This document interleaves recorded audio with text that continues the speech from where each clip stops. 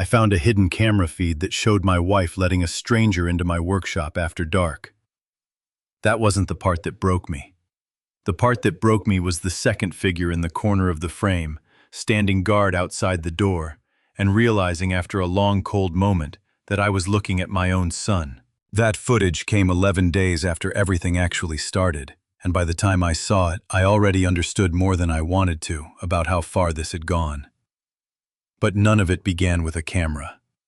It began on an ordinary Thursday morning in my own workshop with a book I had bound with my own hands 17 years earlier. My name is Walton Kessler. I am 67 years old, and for 40 years I have restored old books and family Bibles for churches, small museums, and private collectors across 3 states. My father built this workshop in 1958. I inherited his tools, his customers, and his rule: a book tells the truth if you know how to ask it the right way. That Thursday I was cleaning the leather cover of my own family Bible, the one that had sat on our mantle my entire life. The one with a water stain on the first page shaped like a crescent moon from a flood in 1962. The one with my mother's handwriting in the margins beside the Psalms. I had sent it to my own workshop for minor repair 2 months earlier, the way I did every few years. I picked it up that morning simply to check the stitching on the spine. The stitching was wrong. Not wrong in a way most people would notice. Wrong in a way that only the man who had bound that exact book 17 years earlier would notice. The thread count was off by 2 stitches per section. The glue smelled faintly different, a synthetic note where there should have been hide glue. The leather had the right color, but not the right give under my thumb. I set it down and picked it up again, telling myself I was imagining things. 40 years of this work had taught me exactly one lesson above all others. Trust the hands before the mind. My mind wanted this to be nothing. My hands already knew it was something. I turned to the water stain on the first page. Every restorer develops habits, and mine was simple. I always checked the flood stain first, because I had repaired the fragile edges of that exact page myself twice, and I knew its shape the way I knew my own signature. This stain was close. It was almost right, but the crescent curved a half-inch shorter on the left side than it should have, the way a forger's hand curves a signature almost right and still not quite. Someone had built a copy of my family's Bible good enough to fool a stranger and placed it back on my workbench in place of the original. I did not call the police. I did not call my wife. I called Odessa Marsh, who has worked beside me in this shop for 15 years longer than some marriages last, and who has a memory for who walks through that door that no camera has ever matched.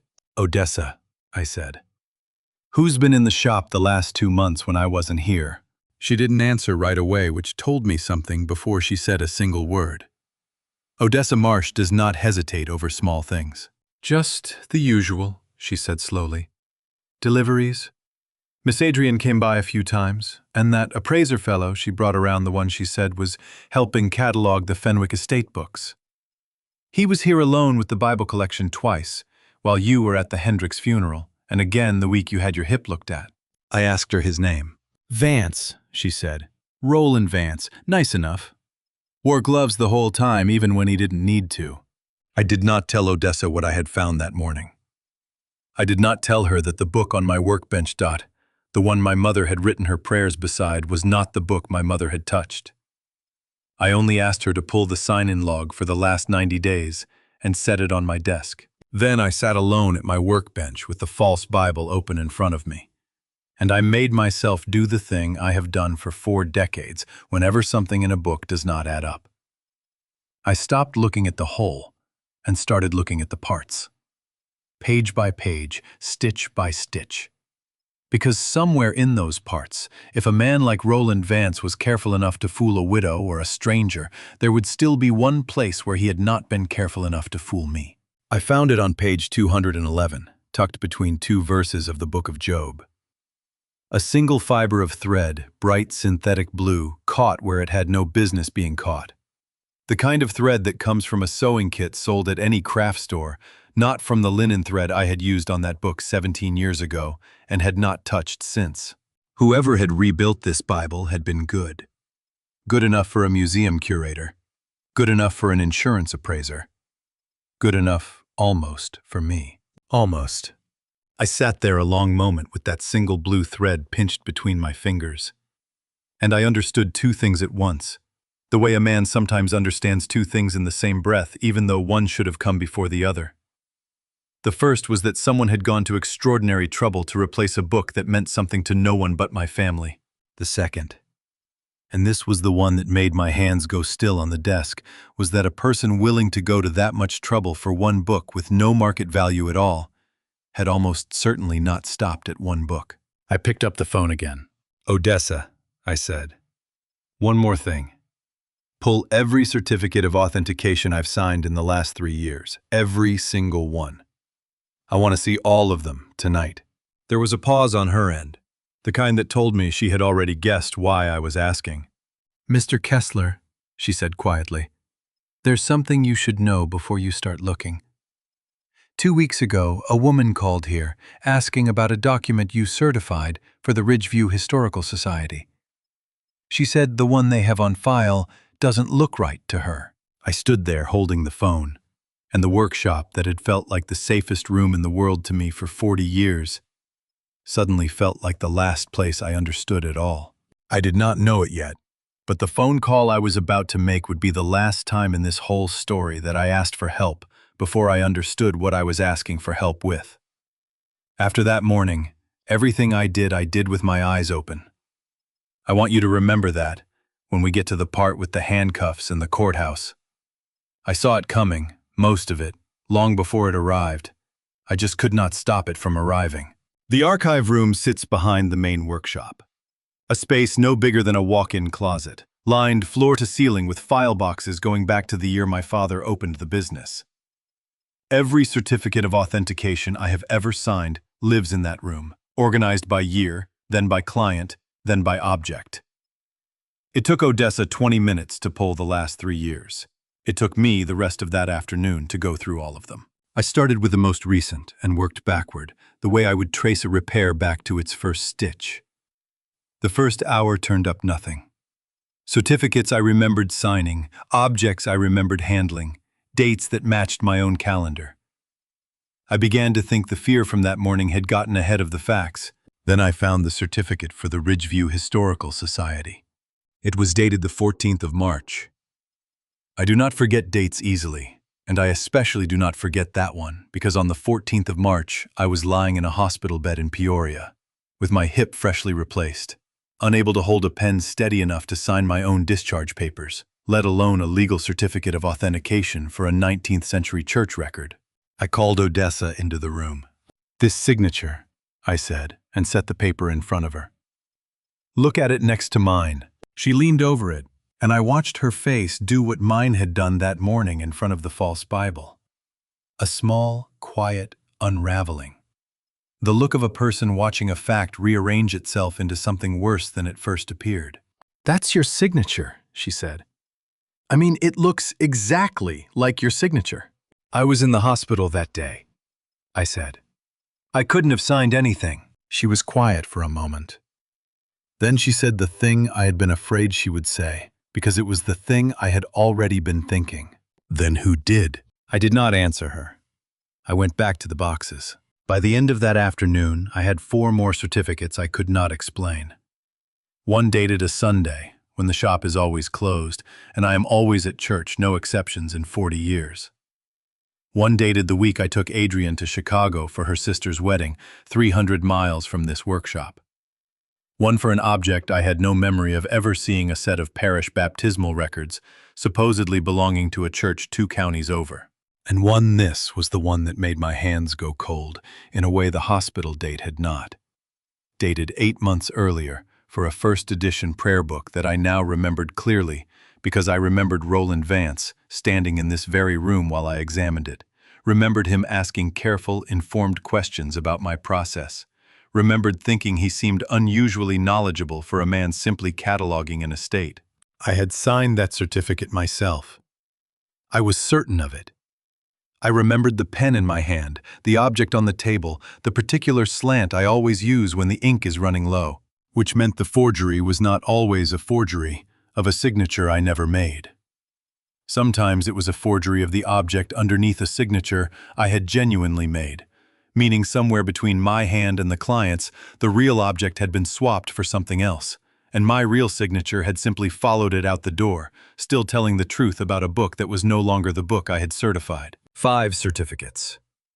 5 different objects, 5 different institutions, at least 3 counties I could count, and possibly more I hadn't found yet.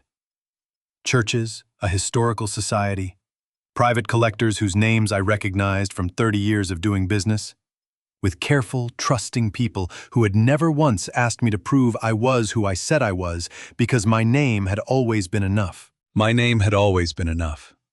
That was the whole of it, sitting right there on the table in 5 separate piles.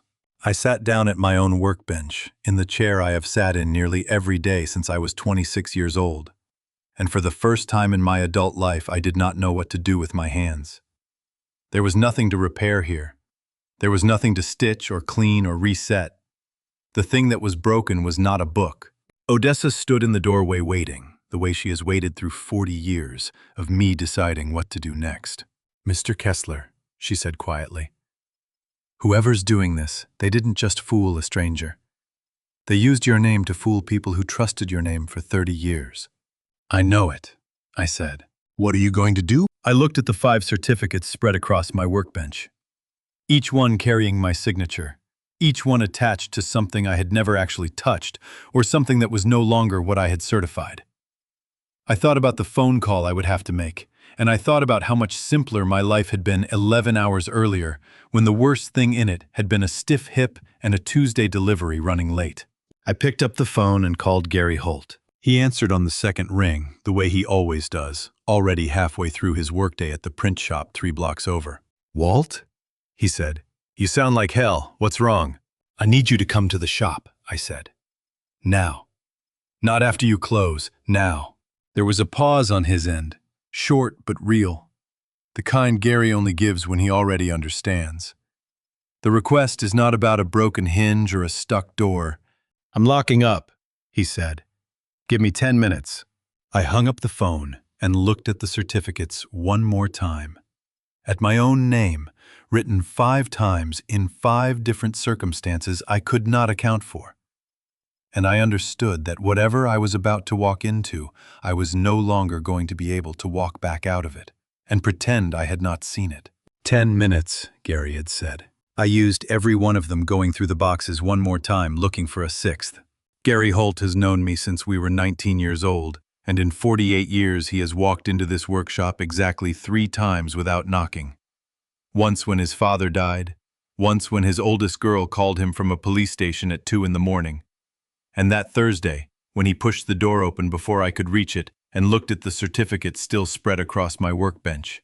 "All right," he said. "Talk." I told him everything.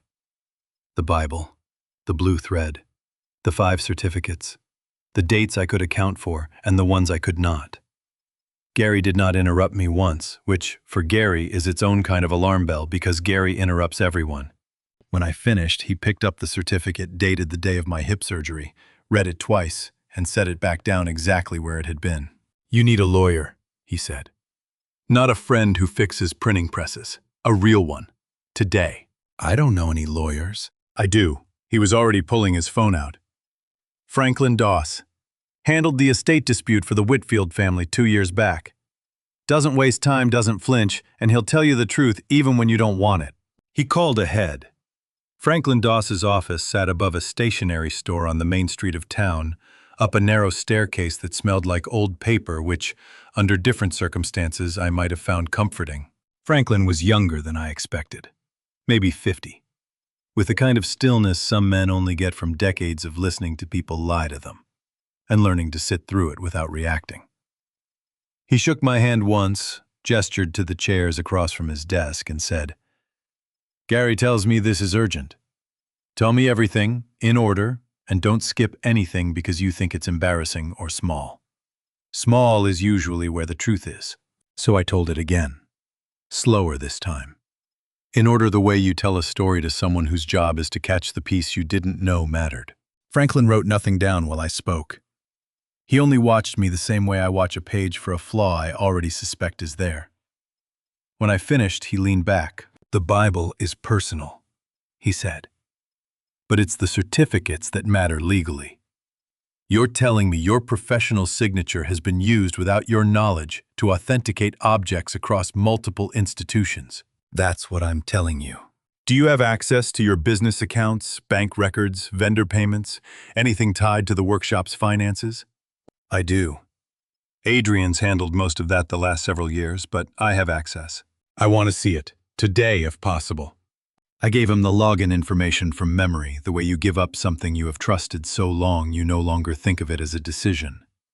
Franklin turned his monitor toward himself and began scrolling, and for a moment the office held the particular quiet of a man doing math that was about to change someone else's life.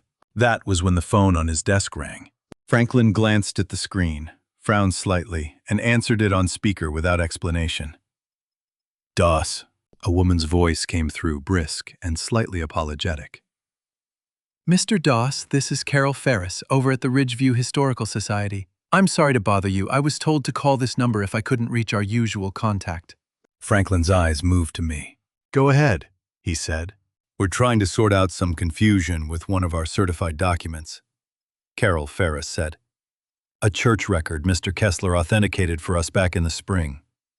We had a researcher from the State Historical Archive come through last month, and she says the document we have on file doesn't match what's listed in the state's own scanned copy from years ago. Different binding repair, different ink notation in the margin. We thought maybe there'd been some kind of clerical mix-up, a second copy that got mislabeled somewhere." Franklin did not look away from me while she spoke. "When did you first notice the discrepancy?" he asked her. "About 3 weeks ago. I called the workshop directly and left a message, but no one called back, so I tried this number since it was listed as backup counsel on the original engagement letter." "You did the right thing calling," Franklin said. "I'll need copies of both versions if you have them. The one on file and any documentation of the discrepancy the researcher found. I can have that to you by tomorrow." "Tomorrow's fine.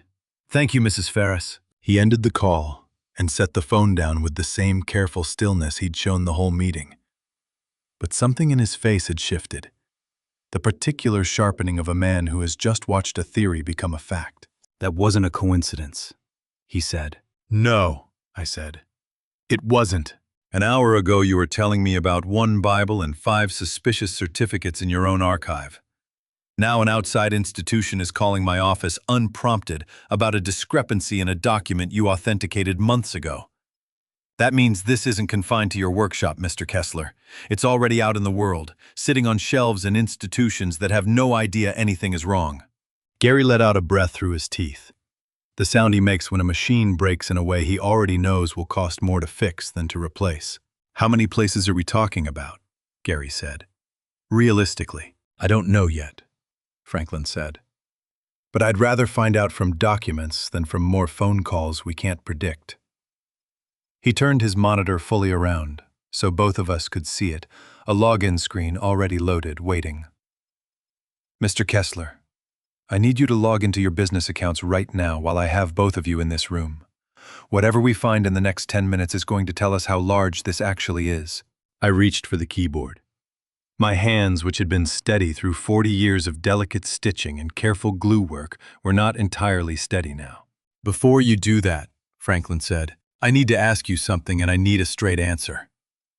Does your wife handle these accounts?" "She does." "Has she for a long time?" 6 years.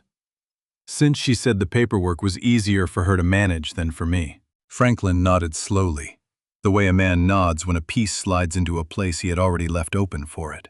"All right," he said. "Log in.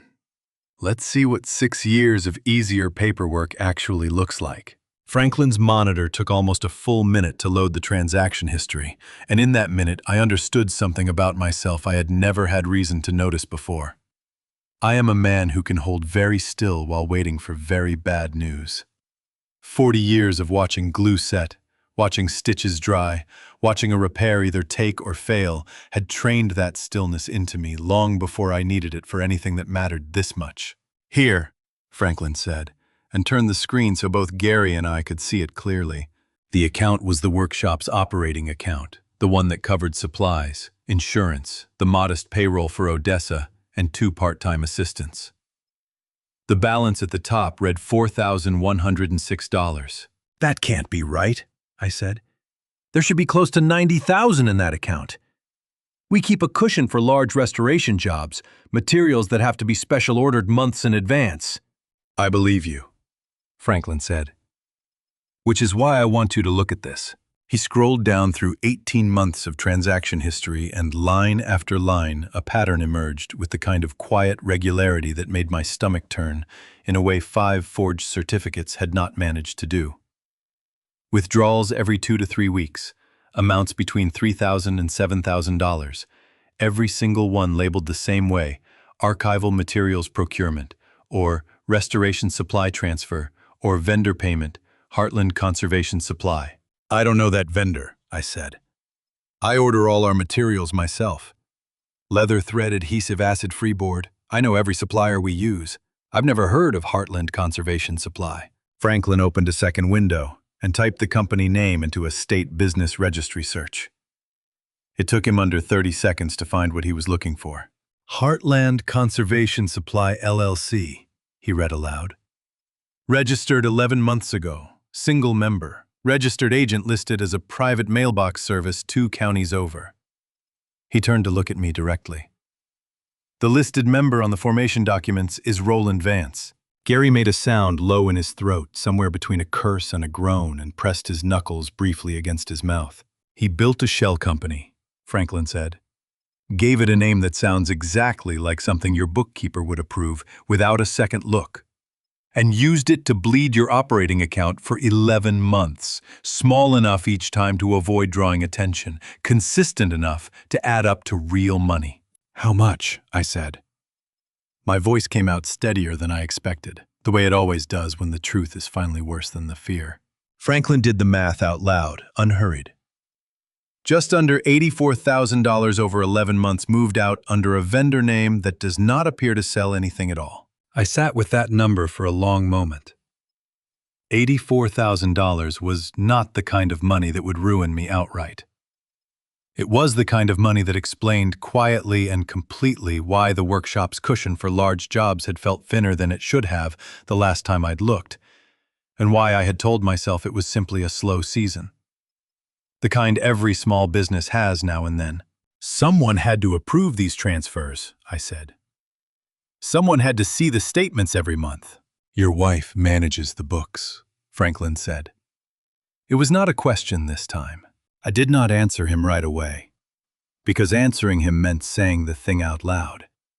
And once a thing is said out loud in a room with a lawyer and your oldest friend, it becomes a fact you can no longer quietly set down and pick back up later when you're ready. She does, I said finally. She has for 6 years. Then she approved these, Franklin said, not unkindly, but without softening it either. 11 months of withdrawals to a shell company owned by a man who spent time alone in your workshop with your Bible collection? That is not a coincidence I can explain any other way, Mr. Kessler. And I don't think you can either. I thought about Adrian at the stove 3 nights ago, humming something from the radio, while she stirred a pot of chicken and dumplings, asking me if I wanted the porch light left on. I thought about 18 months, the length of this particular theft, and the yoga class she had started around the same time, the one on Tuesday evenings that had seemed to leave her lighter, happier, easier to be around after years of something quieter and sadder sitting behind her eyes, that I had never quite known how to ask about. I had thanked God privately for that yoga class. I had been relieved to see her happy again. Mr. Kessler. Franklin's voice pulled me back into the room. I need to ask you something, and I need you to think carefully before you answer. Do you want to go home tonight and confront her with what we've found? The question sat there on the desk between us the same way the certificates had sat on my workbench that morning. Plain and undeniable and asking to be picked up. Every instinct I had, every year of marriage, every dinner she had cooked, and every evening she had asked about my day, told me to go home and put the truth on the table between us and watch her face while she looked at it. I have never in my life preferred not knowing to knowing. I have spent my whole career believing that the truth of an object once found should be named immediately and dealt with, not left to sit under a false surface a moment longer than necessary. But I looked at Franklin and at Gary standing quiet by the window with his arms crossed, and I understood something else, something colder and more practical than instinct. If I went home tonight and asked Adrian why $84,000 had moved to a company owned by Roland Vance, I would know everything I needed to know about her face in the next 30 seconds. But I would also close the only advantage I currently had, which was that she believed I did not know anything at all. "No," I said. "Not tonight." Franklin nodded slowly, the way a man nods when the answer confirms something he had already guessed about the person sitting across from him. "Then here's what I need from you," he said. "I need you to go home. Eat dinner. Talk about the weather. Be exactly the man she thinks she's still married to." He closed the laptop, the small sound of it landing in the quiet room like a period at the end of a sentence none of us wanted to finish. Because the moment she knows you've seen this, everything she's built over the last 18 months disappears into places we may never find again. And I intend to see all of it first. I pulled into my own driveway at 6:20, same as any other evening, and sat in the truck for a moment longer than usual. Not out of fear exactly, but because I needed to decide something before I walked through that door. I needed to decide who I was going to be for the next several hours. Not the man who had just watched a lawyer read out a number with 4 zeros in it. Not the man who now knew his wife's careful hand behind 11 months of quiet theft.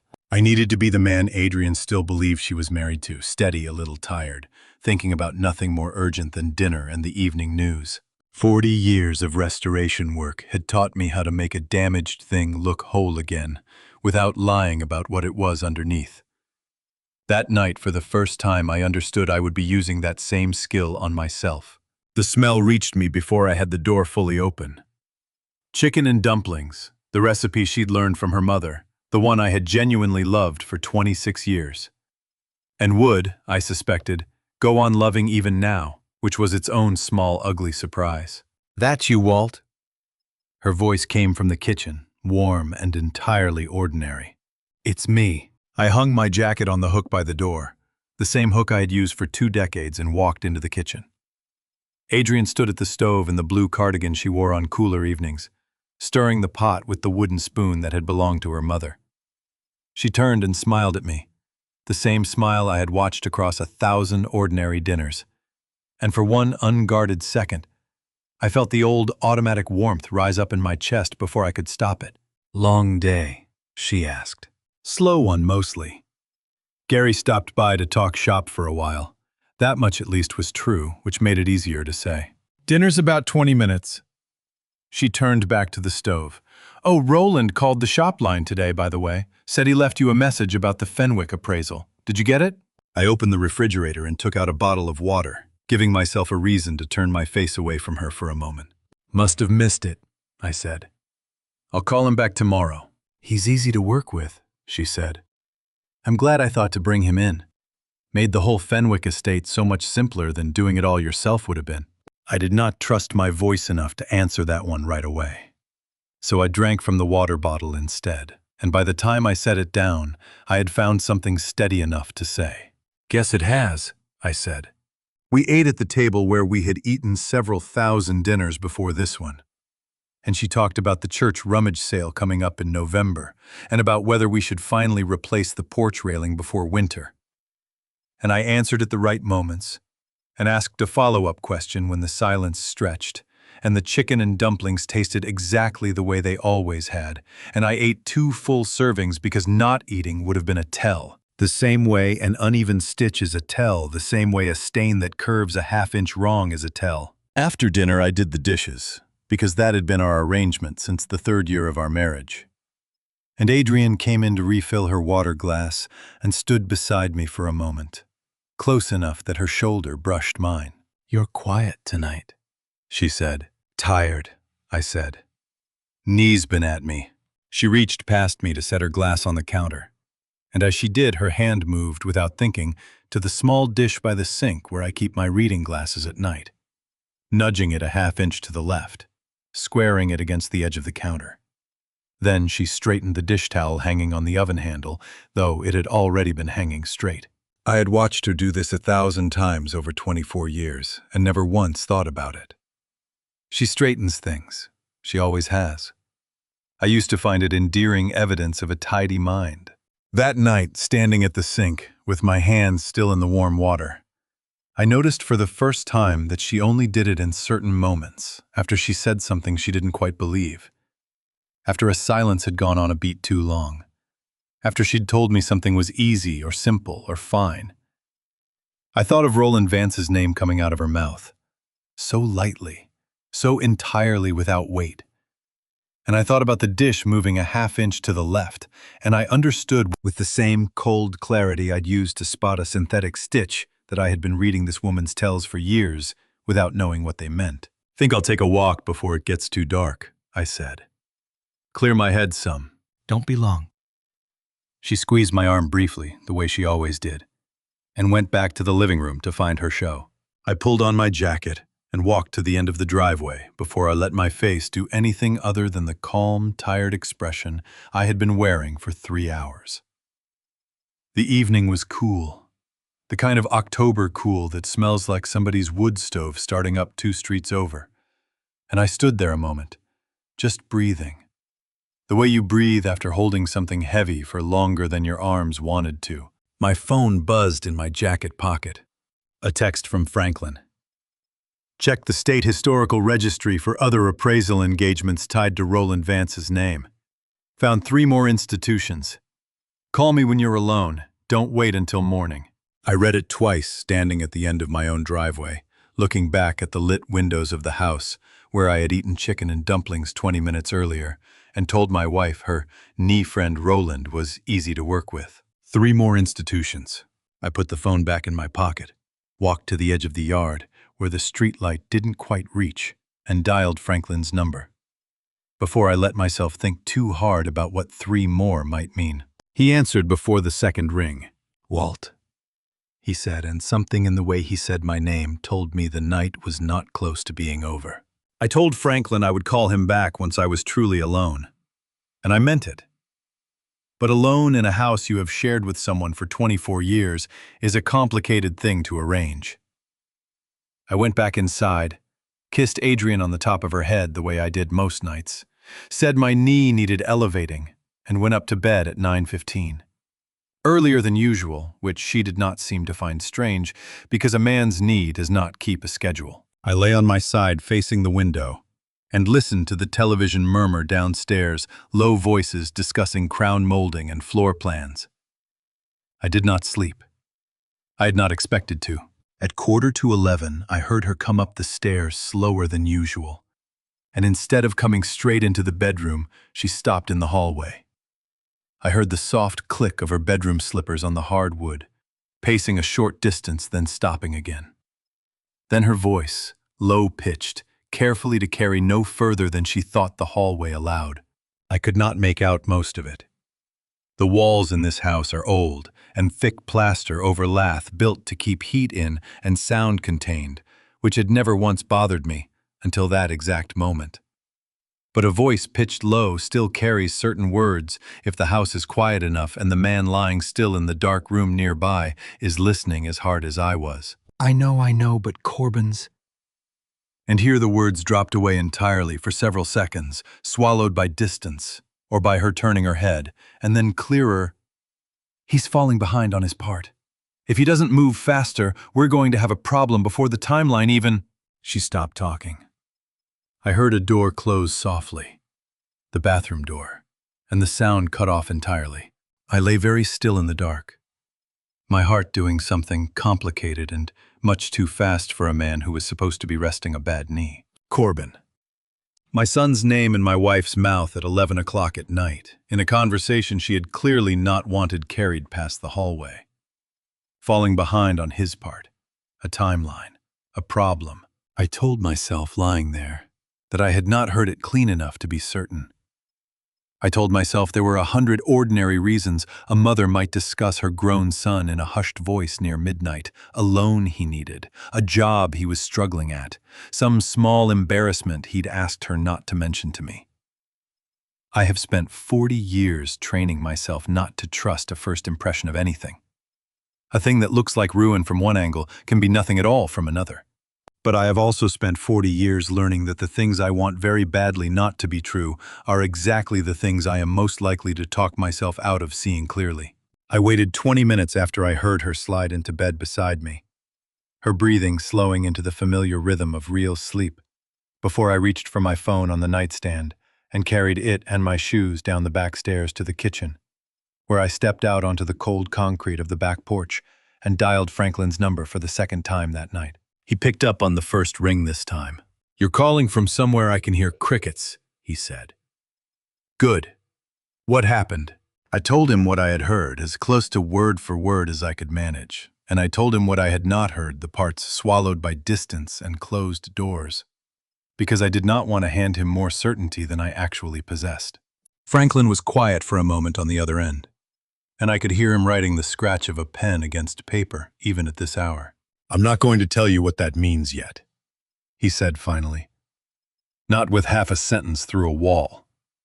But I want you to hold on to it, because I found something today that I think belongs in the same conversation, and I didn't want to tell you over text."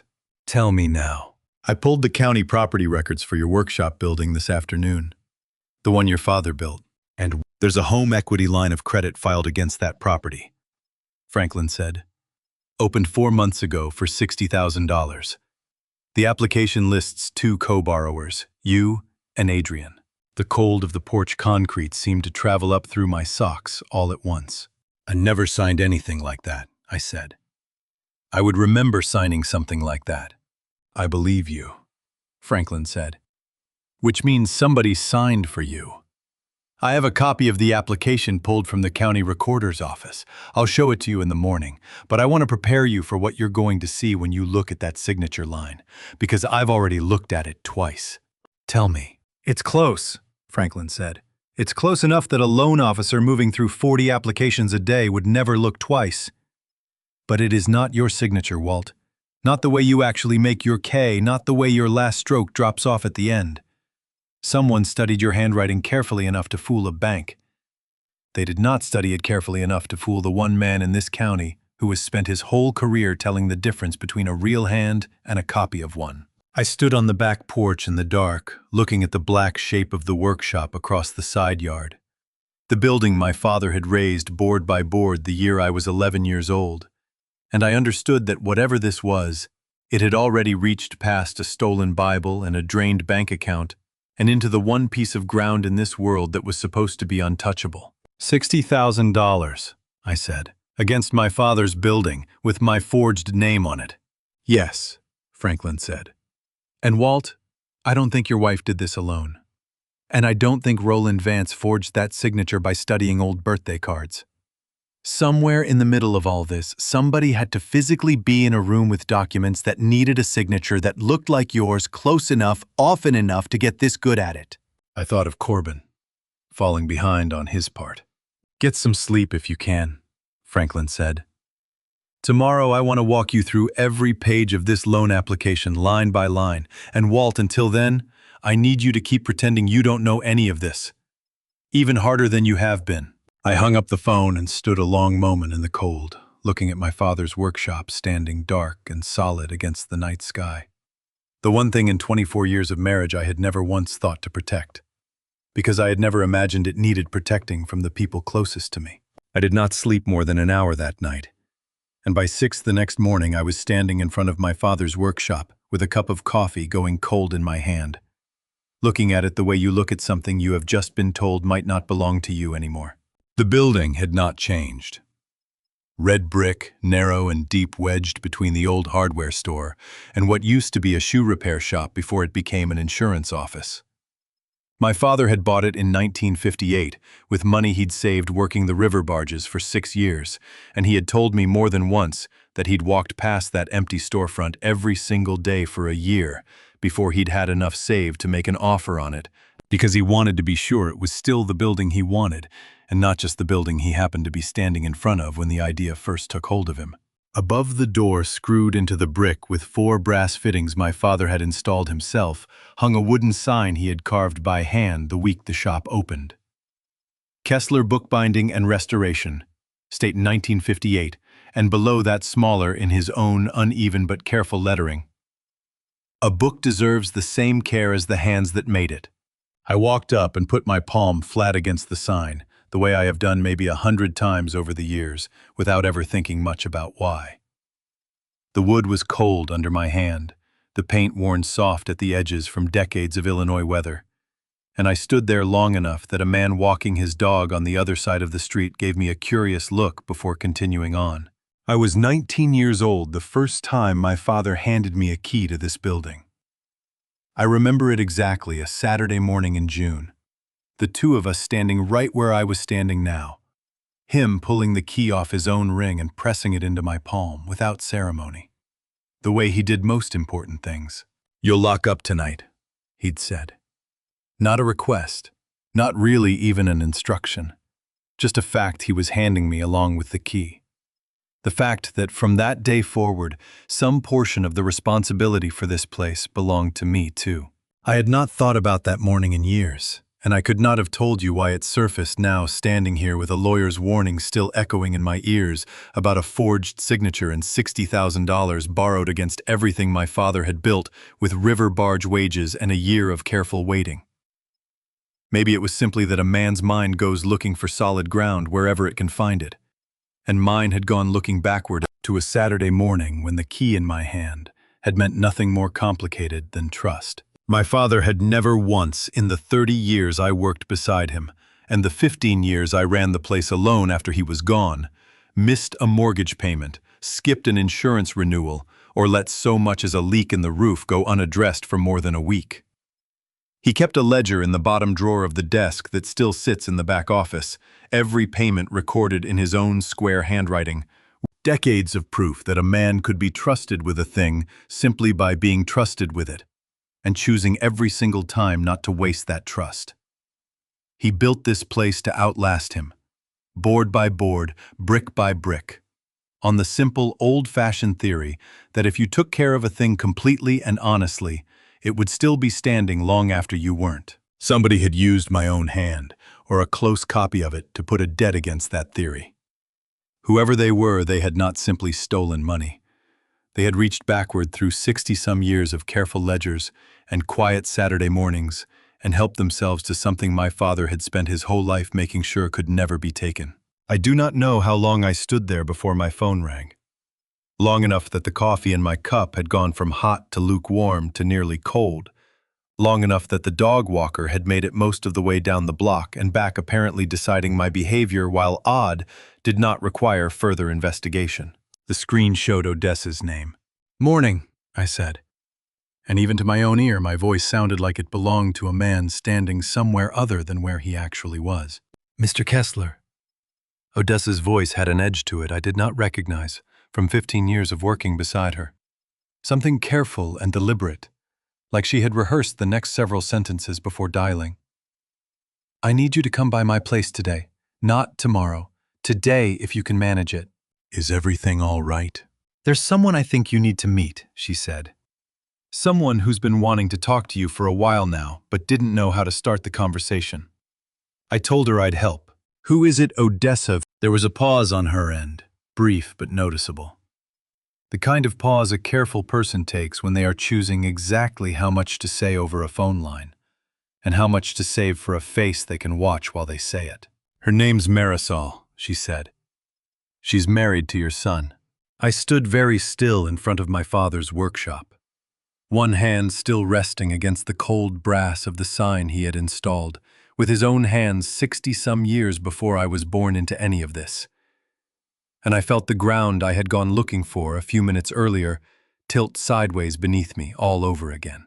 "Marisol," I repeated, mostly to hear the name out loud, mostly to give myself a second to arrange my face into something steadier than what I actually felt. "She came to see me last night," Odessa said. "Late. She was scared, Mr. Kessler." Scared enough that I don't think she'd have come to you directly, not yet, not without somebody in between who she trusts. She asked me not to say anything over the phone. She wants to tell you herself. I thought of the fragment of conversation I'd overheard through my own bedroom wall not 12 hours earlier. Corbin's falling behind on his part. If he doesn't move faster, we're going to have a problem. Today, I said. Where and when? Come by the house around 2. She'll be there. Odessa. I made myself ask it plainly, because I did not think I could stand not knowing for the several hours between now and 2 o'clock. Does this have to do with Corbin? The pause this time was longer, and when she answered, her voice had gone quiet in a way I had never once heard from her in 15 years.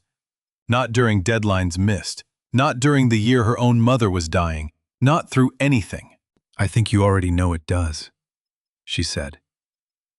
I'll see you at 2, Mr. Kessler, and bring whatever's left of your patience. You're going to need it. Odessa's house sat on a quiet street 6 blocks from the workshop. A small, clapboard place with a porch swing her late husband had built, and a garden gone mostly to mums this time of year. I arrived at 2 o'clock exactly, because I have never in my life been late to anything that mattered, and this, I suspected, mattered more than most things I had ever been on time for. Odessa met me at the door before I could knock, which told me she had been watching the street. She's in the kitchen. Odessa said quietly. Go easy. She hasn't slept much either, by the look of her. Marisol sat at Odessa's small kitchen table with both hands wrapped around a mug of tea she did not appear to be drinking. And when I came in, she looked up at me the way a person looks at someone they have been dreading and hoping to see in equal measure. She was younger than I remembered from the last time we'd all had dinner together. Or maybe she only looked younger because whatever she was carrying had worn something soft out of her face. Mr. Kessler, she said, and started to stand. Sit, I said as gently as I could manage. Please, I'm not here to make this harder than it already is. She sat back down. Odessa poured me a cup of coffee without asking, set it in front of me, and then, with the particular tact of a woman who has spent 15 years knowing exactly when a room needs fewer people in it, said, she had some weeding to do out back, and left the 2 of us alone. Marisol wrapped her hands tighter around the mug. I didn't know how to do this, she said. I've been trying to figure out how to say it for 2 months, and every time I got close, I lost my nerve. Take your time, I said. I've got nowhere else to be. She was quiet for a moment, gathering something, and when she spoke again, her voice had steadied slightly, the way a person's voice does once they've decided the hardest part is simply beginning. About 2 months ago, she said, I found some paperwork in Corbin's truck. I wasn't looking for anything. I was grabbing his jacket off the passenger seat because it was cold, and a folder slid out from under it onto the floor mat. What kind of paperwork? Shipping manifests, she said. Freight documents. Corbin does logistics coordination for Halloway Transport. You know that? He's always had paperwork like that in his truck.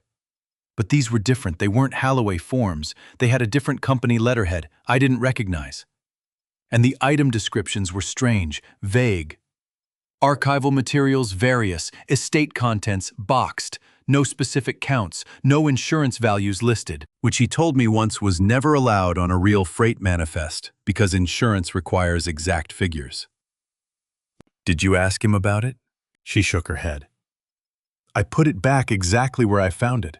I didn't want him to know I'd seen anything because he'd been strange for weeks already, and I didn't know what strange meant yet, and I was scared to find out. Strange how? Not sleeping. Checking his phone constantly, even at 2 in the morning. Snapping at me over small things he never used to care about. And there was a name that kept coming up on his phone that he never explained. Ray or Roland, I only caught it twice and never the full name. He'd take those calls outside, even in the cold. I set my own coffee down very carefully because my hand had started to feel unreliable in a way I did not want her to notice. Roland Vance, I said.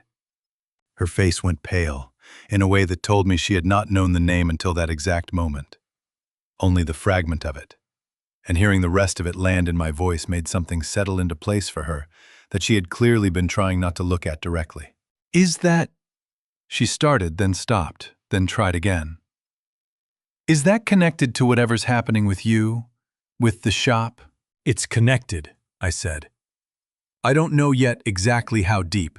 That's part of why I'm here. She nodded slowly, and something in her posture shifted, the careful stillness of someone deciding to trust a thing all the way through instead of only halfway.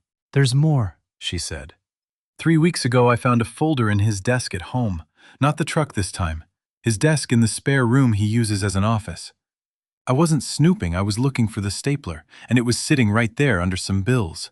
What was in it? Property documents, She said, and her voice dropped almost to a whisper. The way you lower your voice for something you still cannot quite believe you are about to say out loud. For a building. I didn't recognize the address at first, but then I saw the name on one of the pages. Kessler Bookbinding and Restoration. The kitchen went very quiet. Somewhere out back I could hear Odessa pulling weeds, the small, tearing sound of roots giving way to dirt. There was a signature line, Marisol said, on what looked like a loan application. It had your name signed on it, but Mr. Kessler, I've watched you sign birthday cards for 3 years. I know what your handwriting looks like. Something about that signature didn't sit right with me. I couldn't have told you exactly why at the time. I just knew looking at it that something was off. I sat very still across from her, the same stillness I had learned over 40 years of waiting for a repair to either hold or fail. And I understood that the woman across this table had, without knowing the full shape of what she was looking at, spotted the same forgery it had taken a lawyer and a state property search to confirm for me. Marisol, I said quietly, is that folder still in his desk? I checked 2 days ago, she said. It's still there. Can you photograph every page in it? All of it, without him knowing. Her hands tightened around the mug, and for a long moment she did not answer. And I understood I was asking something of her that could cost her a great deal more than it would cost me. He's at work until 6 most days, she said finally. I think I can do it today. Only if you're certain it's safe, I said. You don't owe me anything, Marisol. Not this. She looked at me with something steadier than fear now, something closer to resolve. Yes, I do, she said. I've been carrying this alone for 2 months, Mr. Kessler, trying to decide if I was imagining it or if I was about to blow up my whole marriage over nothing.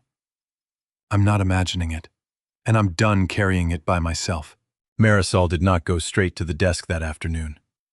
Instead, she stayed at Odessa's kitchen table another 20 minutes, and once she had said the hardest sentence out loud, I'm done carrying it by myself. The rest of it came out of her in pieces that did not always arrive in order the way a story comes out of someone who has been rehearsing it alone in the dark for weeks and never once said it to another living person. It's not just the folder and the manifests, she said. It's smaller things too. Things that don't sound like much on their own but add up to something when you put them next to each other. Tell me the smaller things, I said. He comes home late some nights and won't say where he's been. Says it's work, but Halloway doesn't run night deliveries. I've called the dispatch line myself to check when I got worried, and they told me his shift ended at 4:30 like always. She turned her mug slowly on the table, not drinking from it, just needing something to hold. Twice in the last month he's gone out to sign for something at a storage unit off Route 96 alone at night. He told me once it was overflow inventory from a job. I asked which job. He didn't answer. He just said not to worry about it. Do you know which storage facility? Prairie View Self-Storage. I only know because I saw the receipt in his coat pocket when I was doing laundry. A unit number, no company name on it, just his own name as the renter. I filed that away the way I file away every detail that seems small, until it isn't. The same way I had trained myself to notice a stitch count or a stain shape, because experience had taught me that the truth of a thing rarely announces itself. It waits in the details other people walk past. A man who rents a storage unit under his own name, alone at night for something he calls overflow inventory, is either hiding nothing at all, or hiding something he has not yet found the courage to name even to himself. How long has he had that unit? I asked. I don't know exactly. The receipt I saw was dated back in July. 3 months, maybe longer. 3 months. roughly the same window I realized as the earliest of the forged certificates I could not account for in my own archive. He doesn't sleep, Marisol said. Not really. He'll lie there next to me for an hour, and then I'll wake up at 2 or 3 in the morning, and he's downstairs sitting in the dark with his phone in his hand, not even doing anything on it, just holding it, like he's waiting for it to do something. Does it ring at those hours? Sometimes. He always takes it outside if it does, even in the cold, even in the rain 2 weeks ago. I asked him once who calls at that hour, and he said it was a client with an urgent shipment.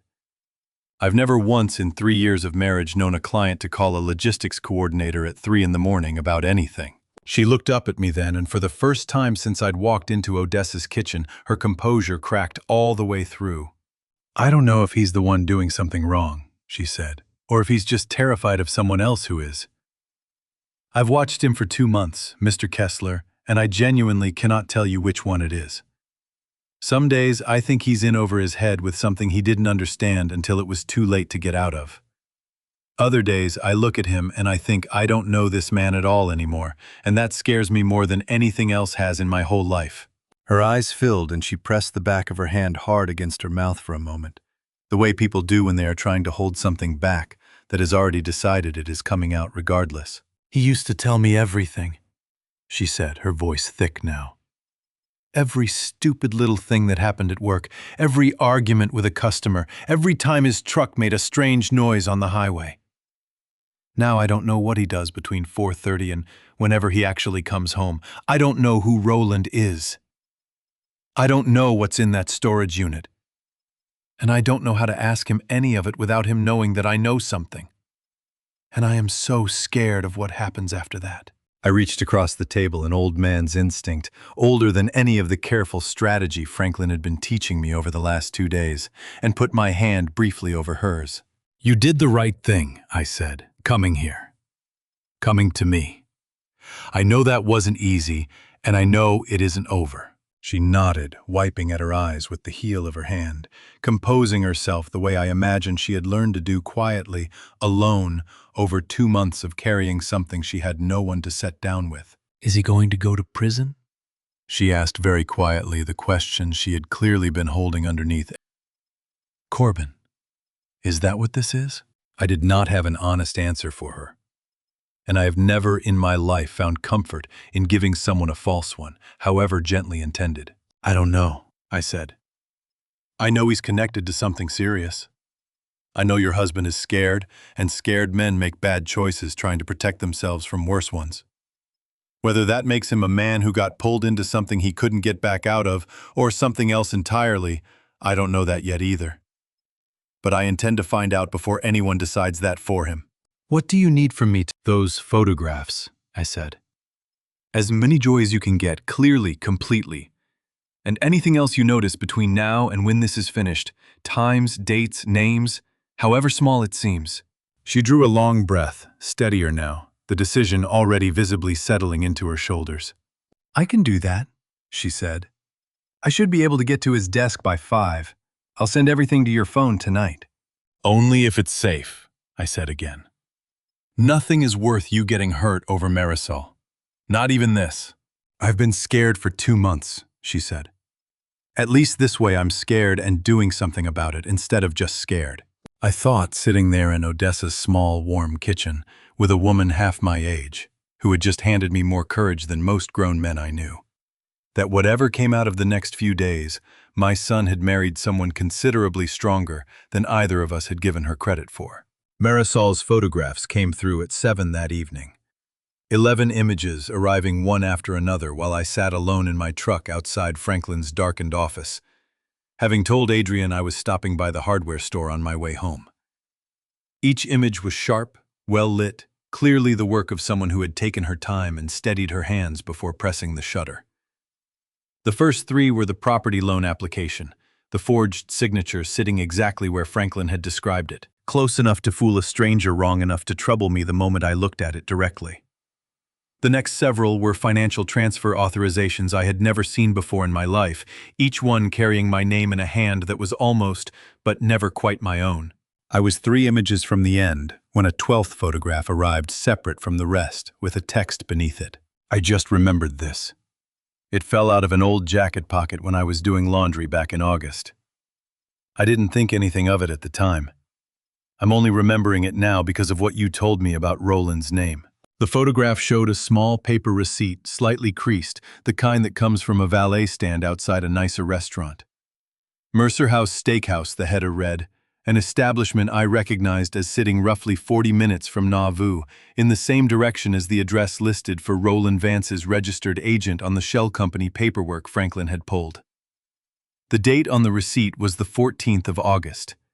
2 names were handwritten in the margin in blue ink, the kind of note of valet scribbles to keep vehicles straight when several arrive close together. C. Kessler and R. Vance.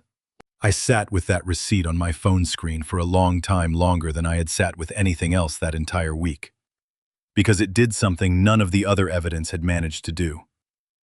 It did not merely suggest my son had been used. It suggested he had sat down by choice at a table across from the man orchestrating all of this on a date that meant something specific to me.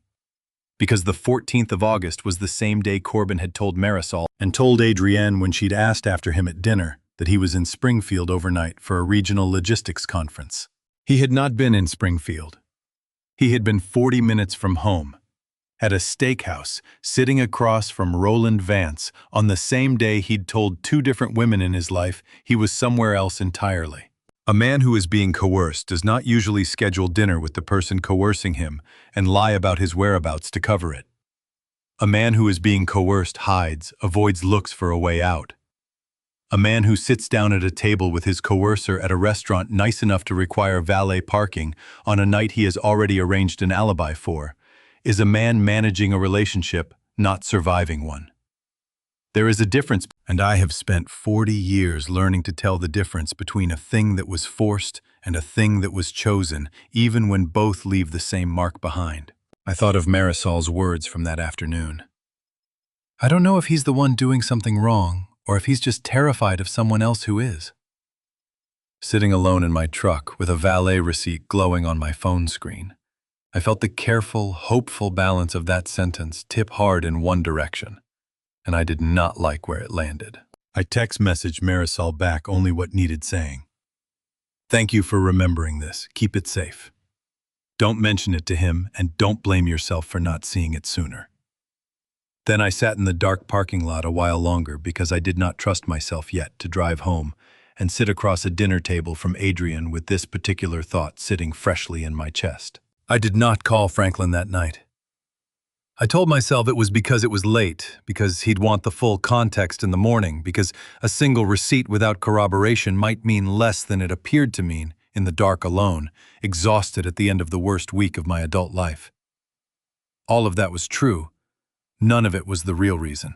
The real reason, if I am being honest with you, the way I have tried to be honest through every part of this, is that I was afraid of what the next question would force me to do. If I called Franklin and said my son may have chosen this willingly, deliberately, over a nice dinner and a lie he'd rehearsed in advance, then somewhere in the machinery of what came next, the detectives, the charges, the courtroom I could already feel approaching, the way you feel weather changing in an old injury, there would be no soft place left to stand for Corbin.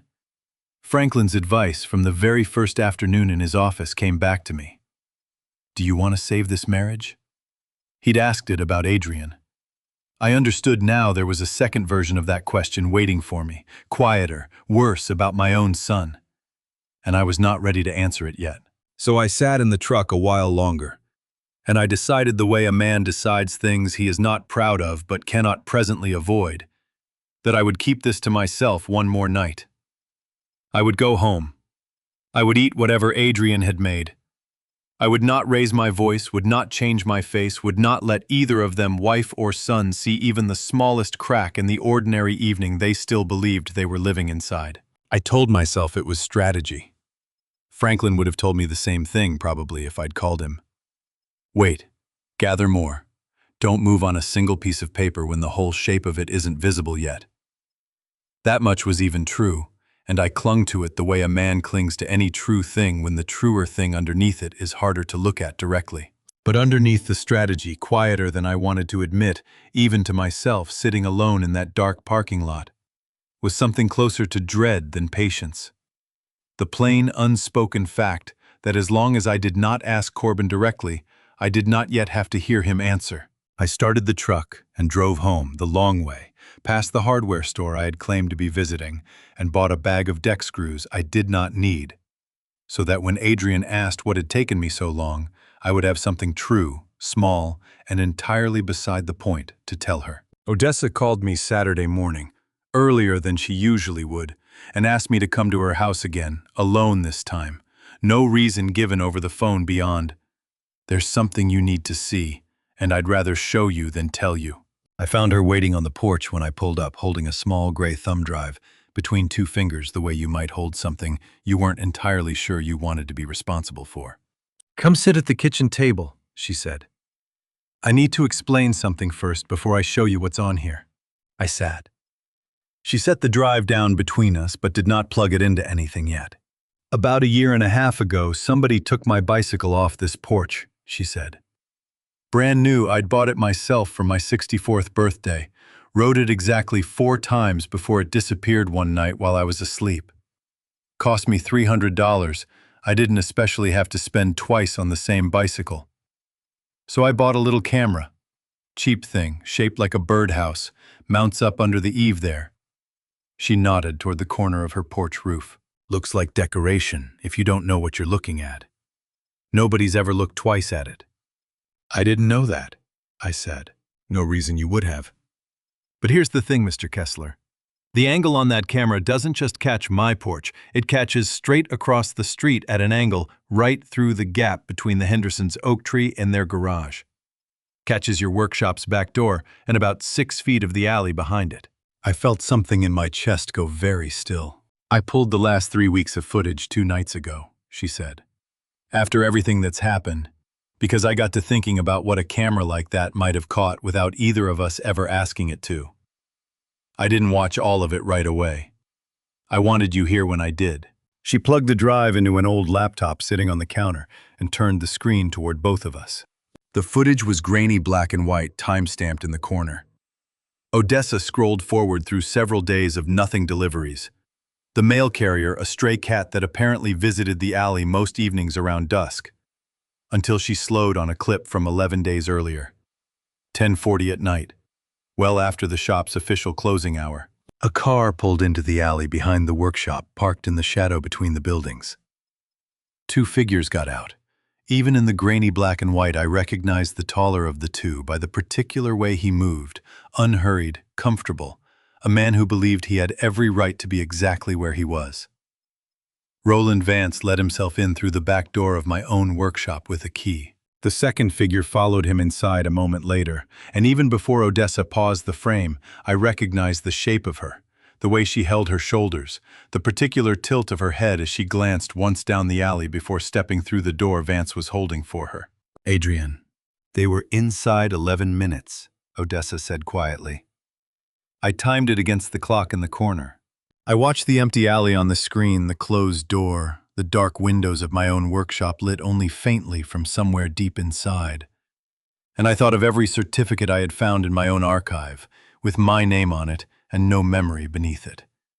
And I understood, with a coldness that went beyond anything Franklin's numbers had managed to produce, exactly how those certificates had been made.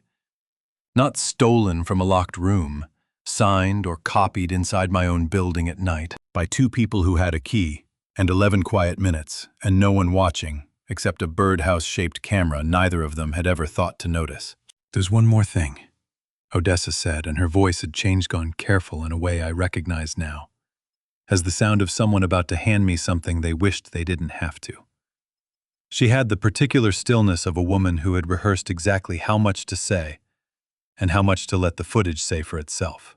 She scrolled the footage forward 4 more minutes to the moment the door opened again, and Vance and Adrian stepped back out into the alley. The camera caught them for only a few seconds before they moved out of frame toward the parked car. But in the very corner of the shot, half hidden by the shadow of the Hendersons' garage, a third figure stood waiting, beside a second vehicle parked further down the alley. He did not go inside. He simply stood there, hands in his jacket pockets, watching the door, the way a man watches something he has been told to keep watch over. Even in grainy black and white, even from that angle, I knew the set of those shoulders. I knew the particular way he shifted his weight from one foot to the other when he was nervous, a habit he'd had since he was 11 years old, waiting outside the principal's office. That's my son, I said. The words came out of me steadier than I expected, which somehow made them worse, the way a level, even voice can sometimes carry more weight than a broken one. The kitchen went very quiet. Odessa's old clock on the wall ticked through several long seconds, the only sound in the room besides my own breathing. And I sat with both hands flat on her table, perfectly still, watching the frozen image of my son standing guard outside my own workshop at 11 o'clock at night, while his mother and a stranger did something inside that I still could not fully name. I did not move for a long moment. I did not trust my hands to do anything useful, and some old instinct from 40 years of watching a thing go wrong under my fingers told me the only correct thing to do in that particular moment was nothing at all. I sat there listening to Odessa's clock tick through what felt like a very long stretch of ordinary time, the refrigerator humming somewhere behind me, a car passing slowly out on the street, none of it touching the frozen image, still glowing faintly on the closed laptop screen in front of us. Odessa reached over very gently and closed the laptop screen. I'm sorry, Mr. Kessler, she said. I wish I hadn't found it. I wish there wasn't anything find. No, I said. You did exactly right showing me. My voice was quieter now and steadier in the way a man's voice goes quiet and steady right before he decides something he cannot take back. I needed to know he was standing outside that door, whatever it means. I needed to know. Franklin called Monday morning before I'd finished my first cup of coffee, and there was an edge in his voice I had not heard in the 4 days I'd known him. Something close to urgency, wearing the thin disguise of his usual calm. Come to the office, he said. Bring Gary if he's free. I found something over the weekend I need to walk you through in person. I picked Gary up on the way, and neither of us said much on the short drive because I had already told him what Odessa's camera had shown us. And there was not a great deal left to say about a man watching his own son stand guard outside a crime in progress. Some things you simply carry for a while in silence before you're ready to talk about them again. Franklin was waiting for us with a manila folder already open on his desk. Several printed pages arranged in the particular, deliberate order of a man who has spent a weekend building an argument he intends to make only once correctly. Sit down, he said. Both of you. He turned the top page toward us. A scanned document header the seal of a county court in a state 2 states east of Illinois. A case caption listing names I did not recognize. 3 years ago, Franklin said, a small church archive in Ohio hired an independent appraiser to help catalog and ensure a collection of 19th century parish records ahead of a diocesan review. The appraiser's name was Marcus Aldrich. That's not Vance, Gary said. It's an alias, Franklin said. Or it was 3 years ago. Same physical description in the complaint, same method near enough that I don't believe it's coincidence. Aldrich embedded himself with the archive committee over several months, gained trusted access, and by the time anyone noticed anything wrong, 4 of their most valuable records had been quietly replaced with convincing reproductions. The originals were never recovered. Franklin turned another page, tapping it once with 2 fingers before continuing. The committee's own volunteer archivist, an elderly woman who had authenticated documents for that church for 2 decades, was accused by the diocese of either negligence or complicity. She was never criminally charged. She was, however, removed from her position, and according to the court record, she suffered what her family later described in a civil filing as a complete collapse of her health within the following year. She passed away 18 months after the diocese removed her, and the family's filing specifically names the stress and public humiliation of the accusation as a contributing factor. The room was quiet for a moment. He didn't just steal from that church, Franklin said. He destroyed the reputation of the one person whose name was supposed to guarantee the collection was genuine. That's not incidental to his method, gentlemen. That's the method. He doesn't just want the objects, he wants the appraiser discredited. Or gone. Because a discredited appraiser can't testify credibly against him later, and a gone one certainly can't. I thought of the Ridgeview Historical Society, the phone call in this very office 9 days earlier. Carol Ferris's careful, apologetic voice, describing a document that didn't quite match what the state's own archive showed. Ridgeview, I said. Franklin nodded. I called Mrs. Ferris back Saturday and asked her directly whether anyone had approached the society in the last year offering appraisal or cataloging assistance. She confirmed it. A man matching Vance's description, using a different name, again spent several weeks last spring helping catalog a collection of early church records before quietly withdrawing from the project, citing a scheduling conflict. 2 months later, they found the discrepancy that led to her call here. He set the printed sheet down beside the Ohio complaint, the two documents lying side by side on the desk like a matched pair. Same pattern, same window of access, same quiet exit before anyone had reason to look closely. The only real difference is that this time Mr. Kessler did not need to embed himself with your archive committee for months because he had something better than patience. He had your wife. So it's not just my workshop, I said. It's not just the accounts or the mortgage or one Bible. No, Franklin said. It is a pattern this man has executed at least twice before, refined the second time, and is currently executing a third time, using your name specifically, because your name has 30 years of unblemished credibility behind it, which makes it considerably more valuable to him than anything else he could have used. Gary let out a long breath and rubbed both hands over his face. He's gotten better at it, he said quietly. First time sloppy enough to get caught eventually. This time, Franklin said. He has an inside accomplice who happens to be married to the man whose name he's using, and a second inside accomplice, your son, providing logistics and cover. That is considerably more sophisticated than an appraiser working alone in Ohio. I sat with that for a long moment, my hands folded on the edge of Franklin's desk, and I thought about the elderly archivist in Ohio, a woman I had never met and would likely never meet, whose life had apparently come apart in the wake of the same kind of scheme now closing in around my own name. "What do you need from me now?" I said. Franklin closed the folder, squaring its edges against the desk, with the same precise care Adrian used to square objects she had just lied about. I noticed it, and I wondered whether I would spend the rest of my life noticing that particular gesture in strangers, unable to unlearn what it now meant to me. "I need one more piece," he said. "Everything we have so far proves what has already happened. It does not tell us where or when Vance intends to move whatever he's currently holding the objects he's replaced. Whatever's sitting in that storage unit Marisol mentioned. Men like this don't sit on stolen goods indefinitely. They convert them to cash, usually at events where provenance questions are easier to wave off. Estate sales, private auctions, specialty fairs where enthusiasm outpaces scrutiny, where a buyer wants to believe what he's being told badly enough that he stops asking the second question. "You think there's a deadline?" I said. "I think there's always a deadline with men like this," Franklin said. "Stolen goods are a liability the longer they sit unsold. I just don't know what his deadline is yet. And until I do, everything we've built stays a very strong story, with no ending, which is not the same thing as a case."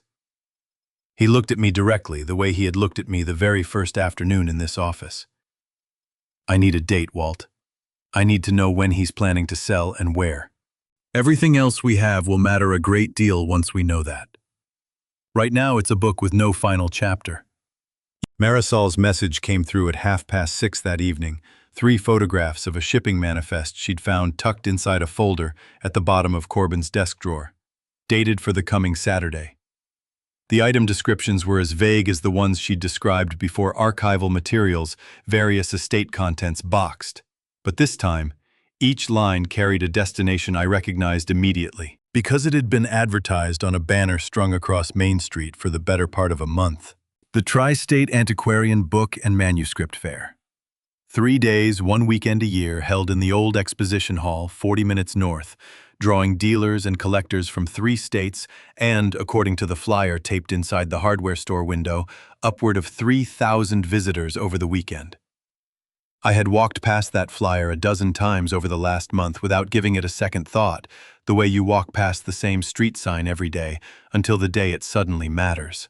I called Gary before I had even finished reading the 3rd photograph. "He's using the fare," I said. "Whatever's in that storage unit, it's headed there Saturday." Gary was quiet a moment on his end. "That's the kind of place nobody asks hard questions," he said. "Big crowd, lots of dealers, moving fast. Everybody wanting to believe the good story instead of the boring one." "I need to know if Corbin's part of moving it," I said. "Or just part of covering for whoever is." You still haven't talked to him? No. Gary didn't push it, which I was grateful for because I did not yet have a good answer for why only the same quiet, unexamined dread I had been carrying since the valet receipt. That night, after Adrian had gone up to bed, I sat alone at my kitchen table with my own phone and dialed Corbin's number, telling myself I only wanted to hear his voice, to gauge something in it, the way I gauge the true age of a page by holding it up to a particular light. He answered on the 4th ring, his voice careful in a way that had become familiar to me over the past several days, without my fully understanding why until now. "Hey, Dad." "Hey, son. Just checking in. Feels like it's been a while." "Yeah, work's been busy." A pause, half a second longer than it should have been. "You doing okay? Mom said your knee's been bothering you." "Same as always. Nothing new." I kept my voice as even and unremarkable as I could manage. "You got anything going on this weekend? Your mother mentioned something about the antique fair up at the exposition hall." The pause this time was longer, and when he answered, something in his tone had tightened, careful in the particular way of a man choosing each word before he lets it out. "Might stop by," he said. "Big weekend for the transport side of things. Got a large shipment scheduled through there Saturday, needs to move clean. I'll probably be tied up most of the day handling logistics." "Big shipment," I said. "Anything interesting?" "Just work stuff, Dad. Boring stuff. You wouldn't want to hear about it." "Try me sometime," I said, keeping my voice light. "I've always liked hearing about your work." "Yeah," he said, and something moved through his voice that I could not fully name. Quieter and sadder than guilt, closer to the sound of a man standing at the edge of something he already knew he couldn't climb back out of. "Maybe sometime. I gotta go, Dad. Tell Mom I said hey." "I will. Love you, son." "Love you too." The call ended. I sat at the kitchen table a long moment afterward, my own phone still warm in my hand. And then I did something I had not planned to do until the exact second I did it.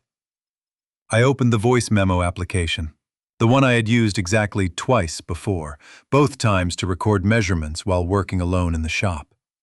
And I checked that the recording of the call had actually captured start to finish the way I'd set it running, the moment I dialed. It had. Every word of it, clean and complete.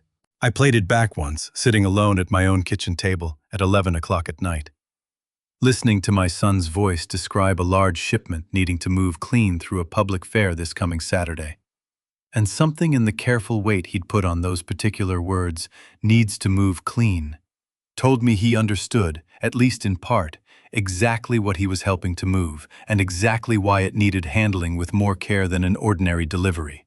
A man does not choose that particular phrase "needs to move clean" about boxes of old paper unless somewhere inside him he already knows the paper isn't the whole truth of what's inside them. I played it a second time, listening for anything I might have missed the first time through. Any inflection that would tell me more than the words themselves. I noticed on the second listen the half-second hesitation before he said "big weekend," the small intake of breath before "boring stuff," the particular strain in a voice trying very hard to sound like nothing at all was wrong. I played it a third time before I finally set the phone down, because some part of me needed to be entirely certain I had not imagined the particular tightness in his voice, the sound of a man performing normalcy the same way I had been performing it myself for 9 straight days. I texted Franklin the recording, along with a single line. "Saturday, the exposition hall. Whatever he's moving, it goes through the antiquarian fair. His reply came back within 4 minutes, faster than I'd seen from him at any hour before. That's the date we needed. I'll call Renata Sokol first thing tomorrow. She's a federal agent with the FBI's art crime team. She's been on my radar for a case like this since the Ohio complaint first crossed my desk. Don't do anything different this week. Keep behaving exactly the way you have been.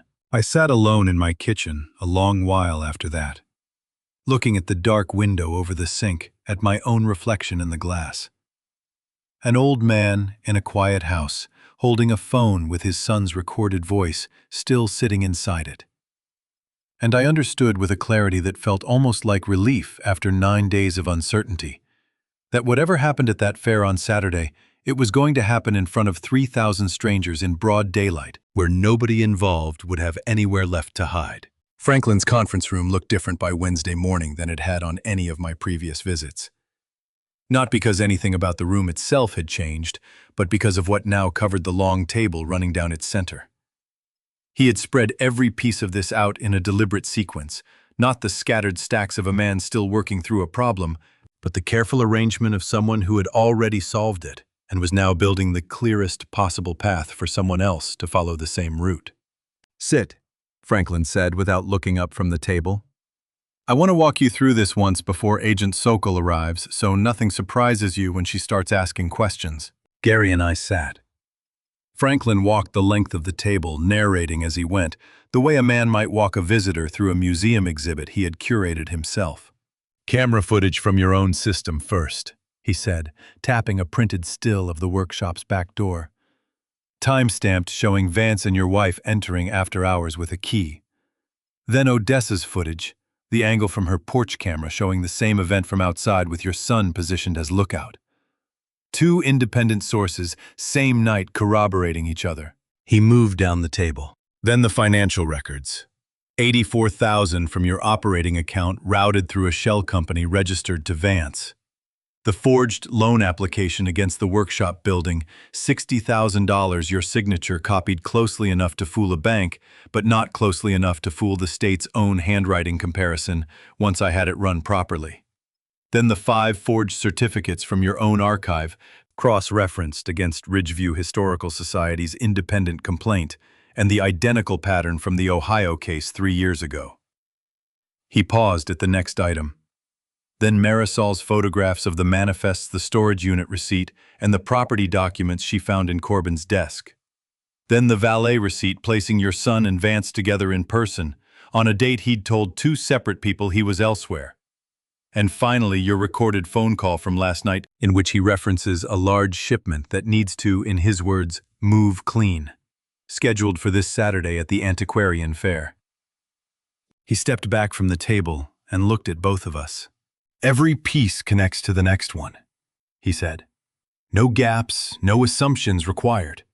An investigator can follow this from one end to the other without anyone having to explain a single leap in logic. That is precisely what you want walking into a federal case, gentlemen. A story that tells itself." The knock at the door came at exactly 11 o'clock. Agent Renata Sokol was younger than I expected, maybe mid-40s, compact and unhurried in her movements, dressed in a plain dark blazer that gave away nothing about the authority she carried. She shook my hand once, firm and brief, then Gary's the same way, and turned to the table without any further introduction, carrying not a laptop or tablet, but a leather-bound notebook that looked older than most of the documents spread out in front of her. I noticed the notebook before I noticed anything else about her. The worn corners, the elastic band holding it closed, the look of a tool that had been carried into a great many rooms exactly like this one.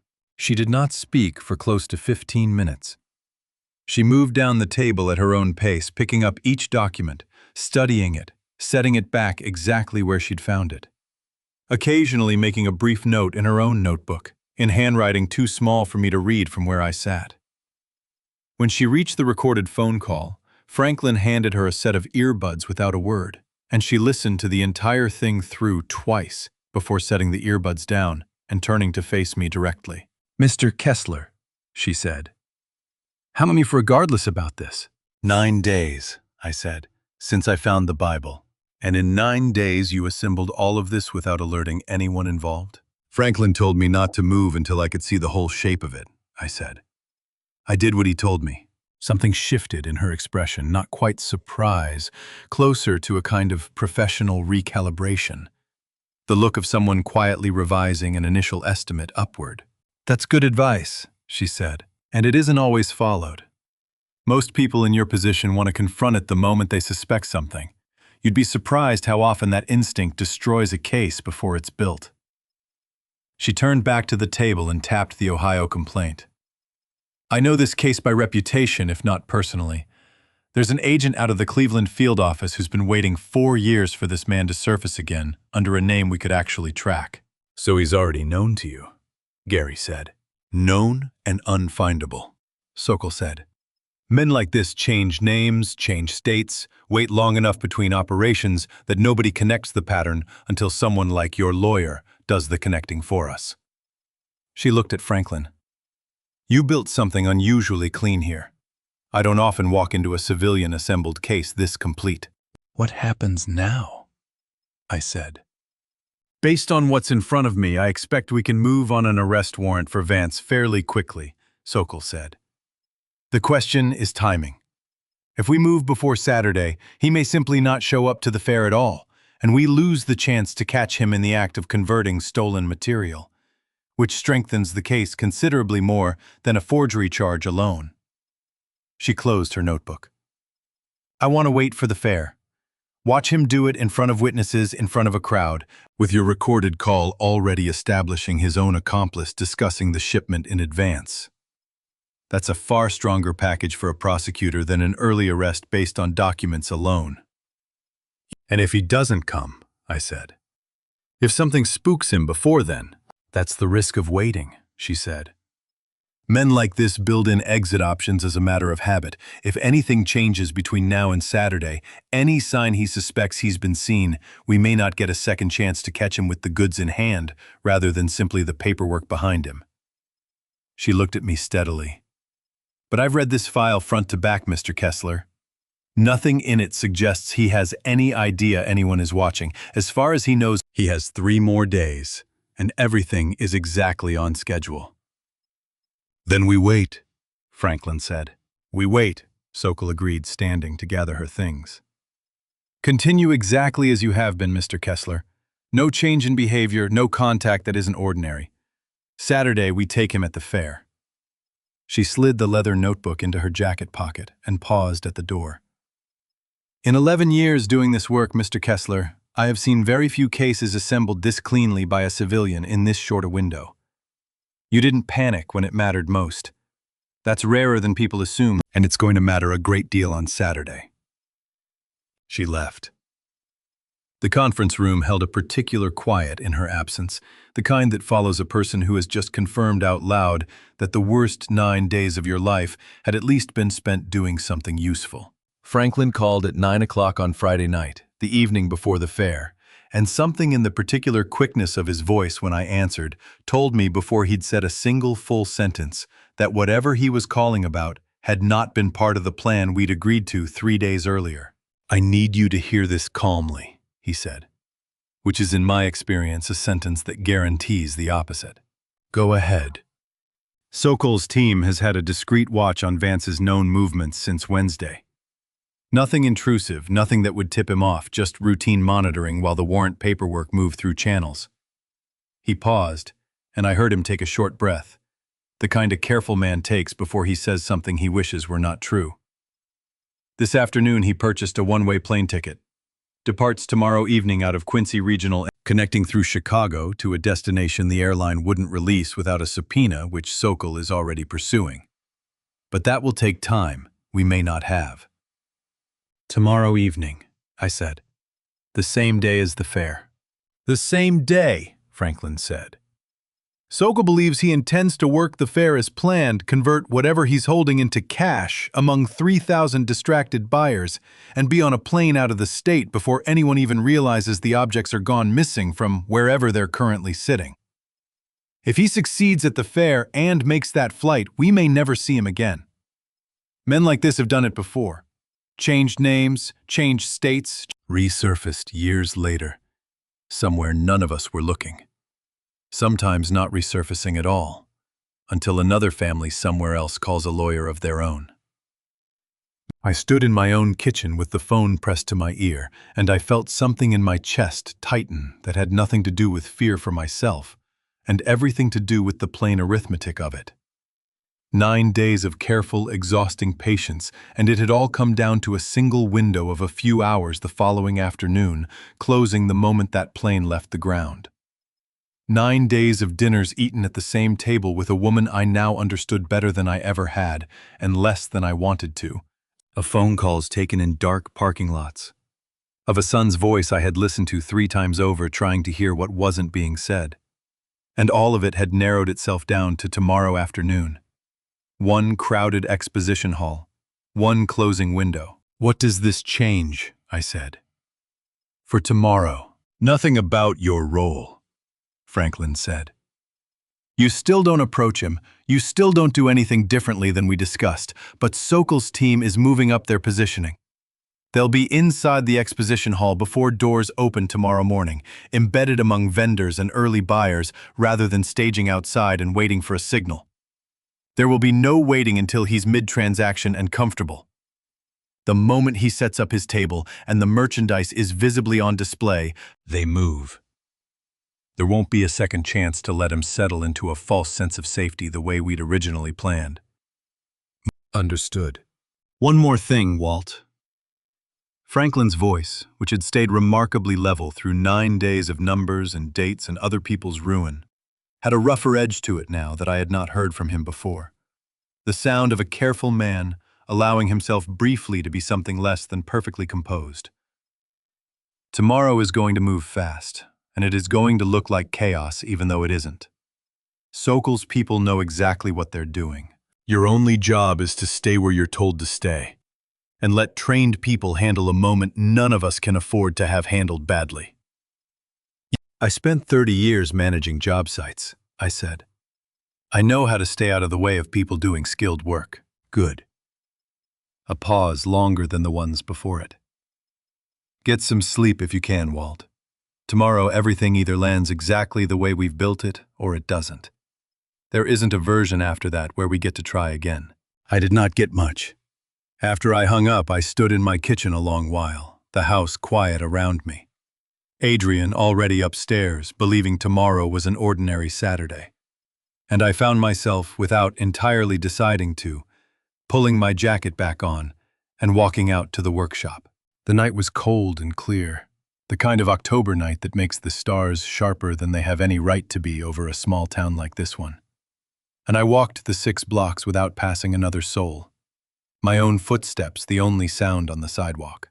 I let myself in through the front door, the same door my father had unlocked every morning for 30 years, and stood a moment in the dark before reaching for the light switch, letting my eyes adjust instead to the shapes I already knew by heart without needing to see them clearly.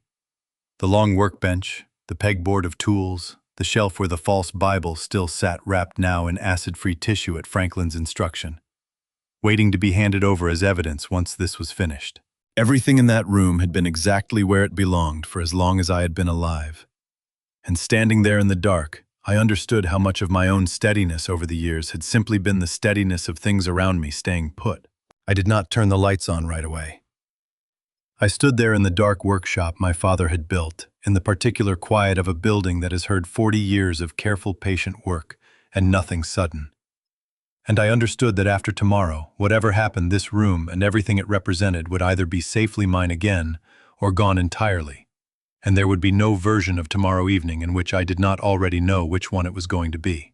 I thought about Corbin somewhere across town, presumably in his own house, perhaps also unable to sleep, perhaps already regretting whatever role he was meant to play the following day.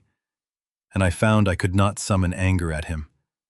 That stayed put for more than a few seconds before it slid sideways into something closer to grief. I reached for the light switch after all, because a man does not sit in the dark the night before the hardest day of his life, if he can help it. And I began, out of nothing but old habit, to straighten the tools on the pegboard that did not need straightening, the way another woman in another kitchen straightened things she had just lied about. I noticed the resemblance immediately, and I did not enjoy noticing it. I stood there a long moment with my hand still resting on a chisel that did not need moving, and then I turned the lights back off, locked the workshop behind me the way my father had taught me. 60 years before I understood why it mattered, and walked home through the cold to wait for morning.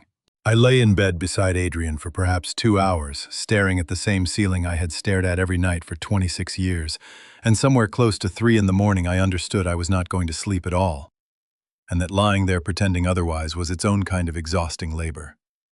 I dressed in the dark, careful not to wake her, folding each piece of clothing off the chair by feel rather than risk the sound of a drawer sliding open, and walked back to the workshop a second time that night.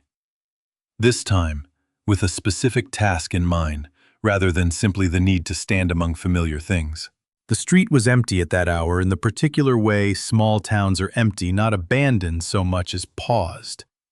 Every porch light burning for no one in particular, every window dark behind it. I did not pass a single car the entire 6 blocks. There was a book waiting on my bench that had come in from a customer the week before all of this began. A family prayer book belonging to the Hendricks family, 3 generations old.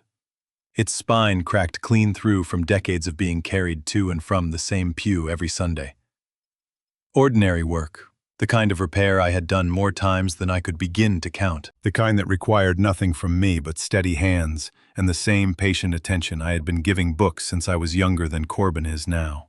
I set it on the bench under the good light, opened my tool drawer, and selected the curved needle and waxed linen thread I use for exactly this kind of repair. The same tools, the same motions. 40 years worn into muscle and bone until I had long since stopped needing to think about any of it.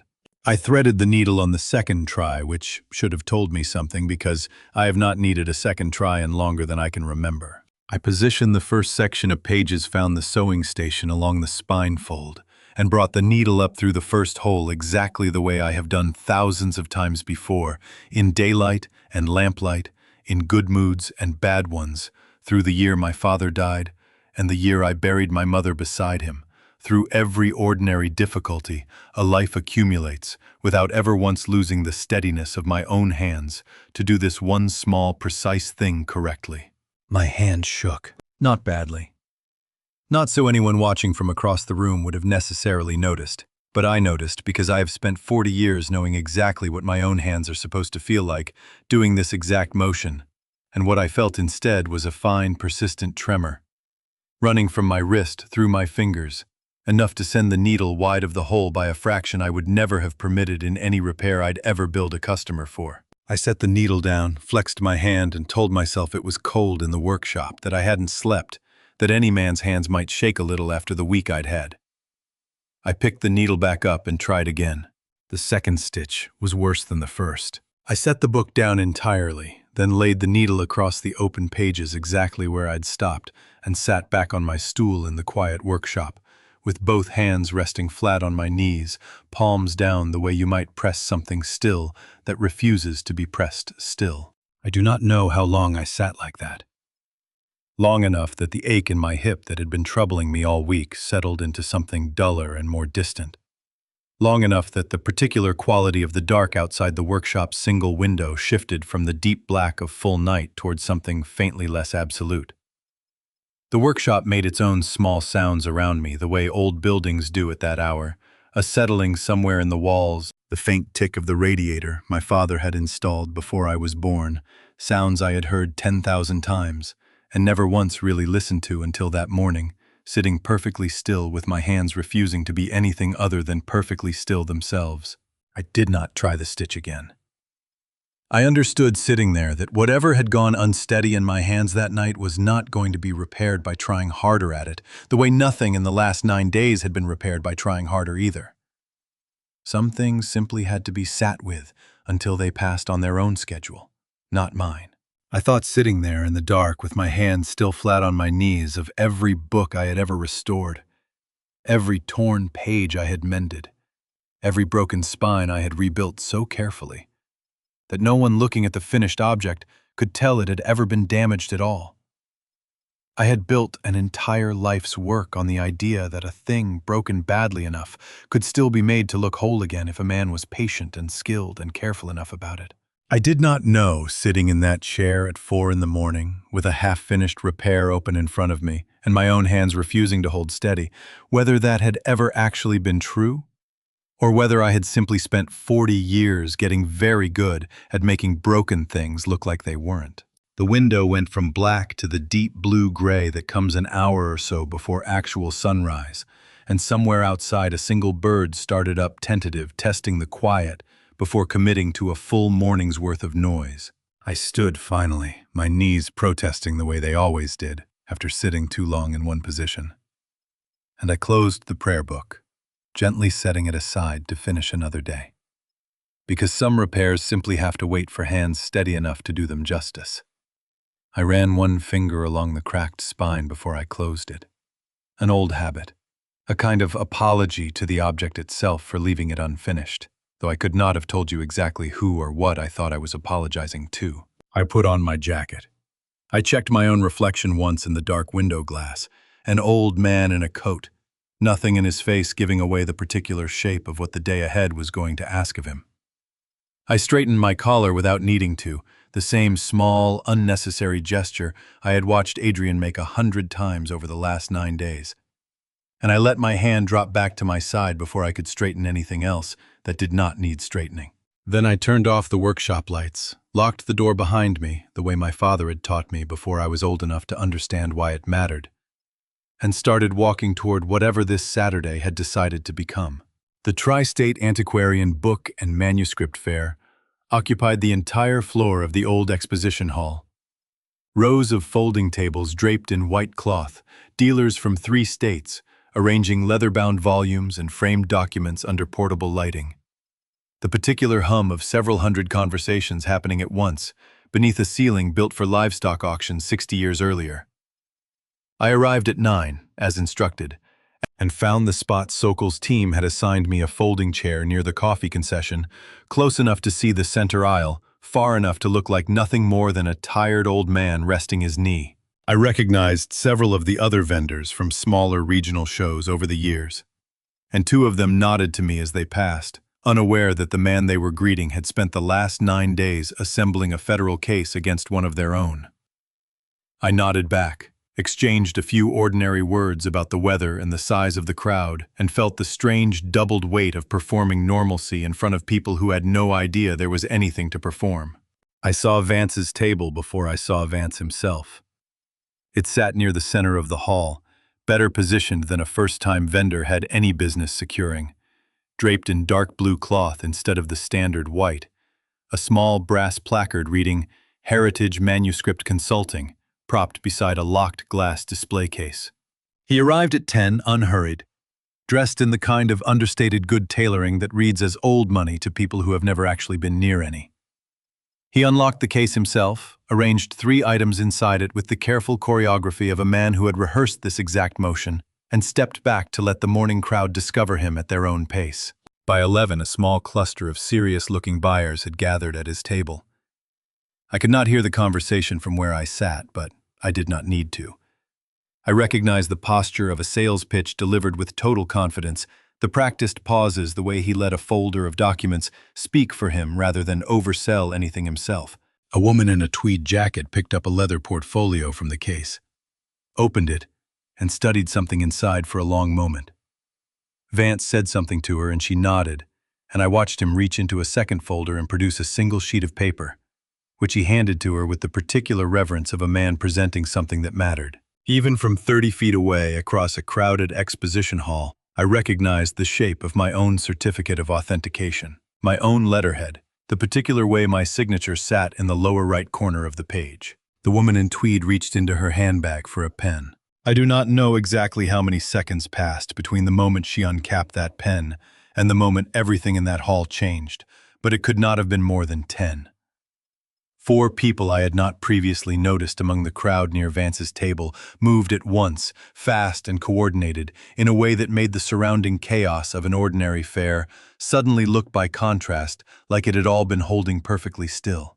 "Roland Vance," Agent Sokol's voice carried clearly across the sudden quiet, radiating outward from that table, the particular quiet of several hundred people simultaneously realizing something significant was happening.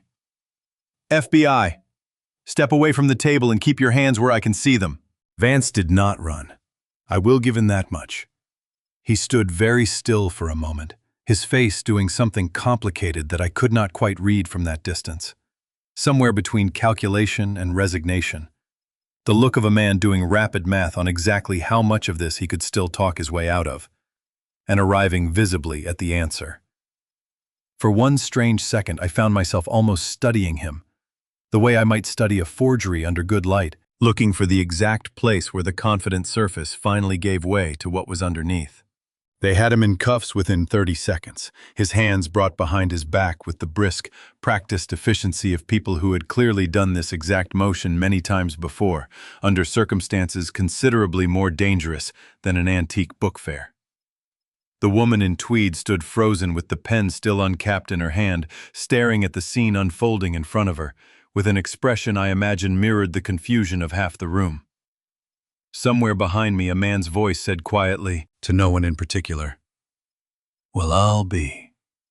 I stood from my folding chair, my knee protesting after the long morning of sitting, and made my way toward the center of the hall.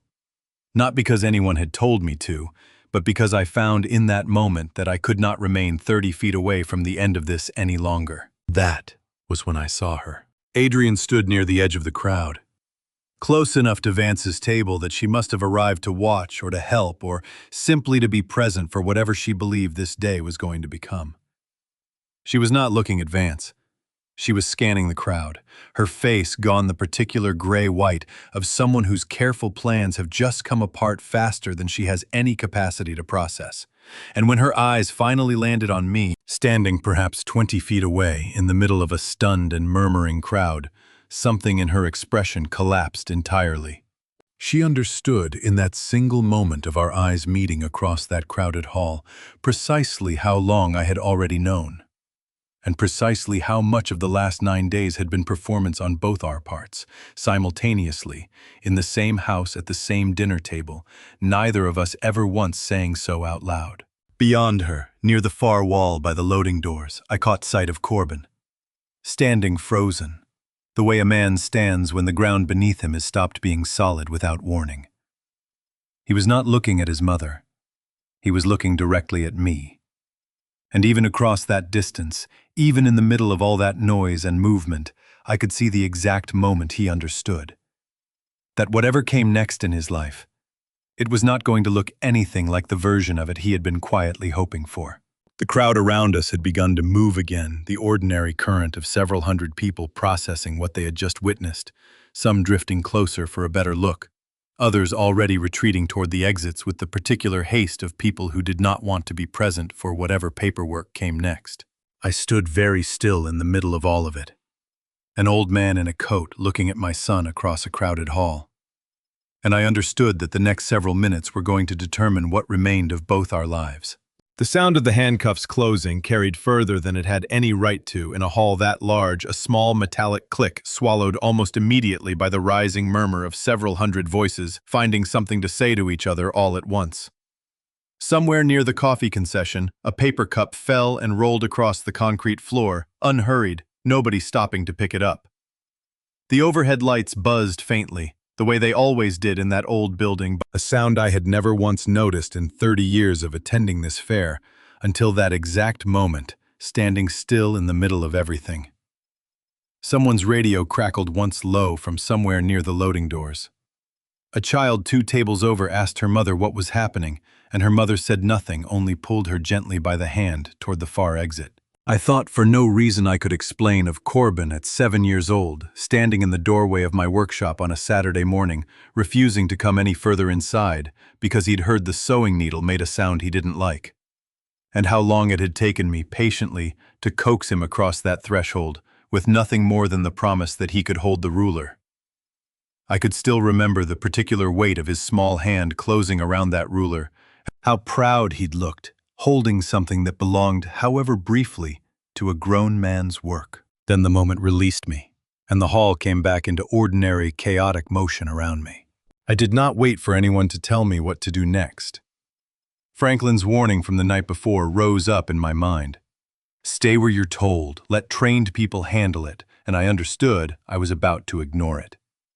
The same way I had understood standing in a cold parking lot 9 days earlier, exactly what kind of man I was choosing to be. Before I'd fully decided it out loud, I walked toward Corbin. He did not move as I approached, though I watched something in his shoulders brace the way a man braces before a blow he has decided he deserves and does not intend to duck. Around us, the crowd continued its slow churn, some drifting toward the exits, others craning for a better look at Vance being walked toward the loading doors, none of them paying particular attention to an old man crossing the floor toward his son. I stopped a few feet from him, close enough to speak without raising my voice, far enough that neither of us had to touch the other yet. Dad. His voice came out barely above a breath, cracked clean through in the middle of the single word. I know, I said. He flinched slightly as if he'd expected something sharper, something that would let him brace properly against it. You know what? All of it, I said. The Bible, the certificates, the mortgage, the camera and the alley behind the shop. I know you stood outside that door while they were inside, and I know about the receipt from Mercer House, and I know about the shipment you told me about on the phone 3 nights ago while I recorded every word of it. I kept my voice level. The same level voice I had used at 100 dinner tables over the last 9 days, except this time, I was no longer performing anything. I've known for 9 days, Corbin. I've known, and I said nothing. And I sat across from your mother eating dinner every single one of those nights, and I sat on the phone with you 2 nights ago asking about the weather while I already knew what Saturday was going to be.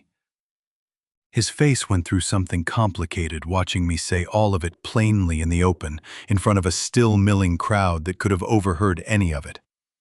I saw the exact moment he understood I was not going to soften this, was not going to pull him aside somewhere private and quiet, where the truth could be managed more gently, folded down small enough to fit into a corner where no one else would ever have to see its actual shape.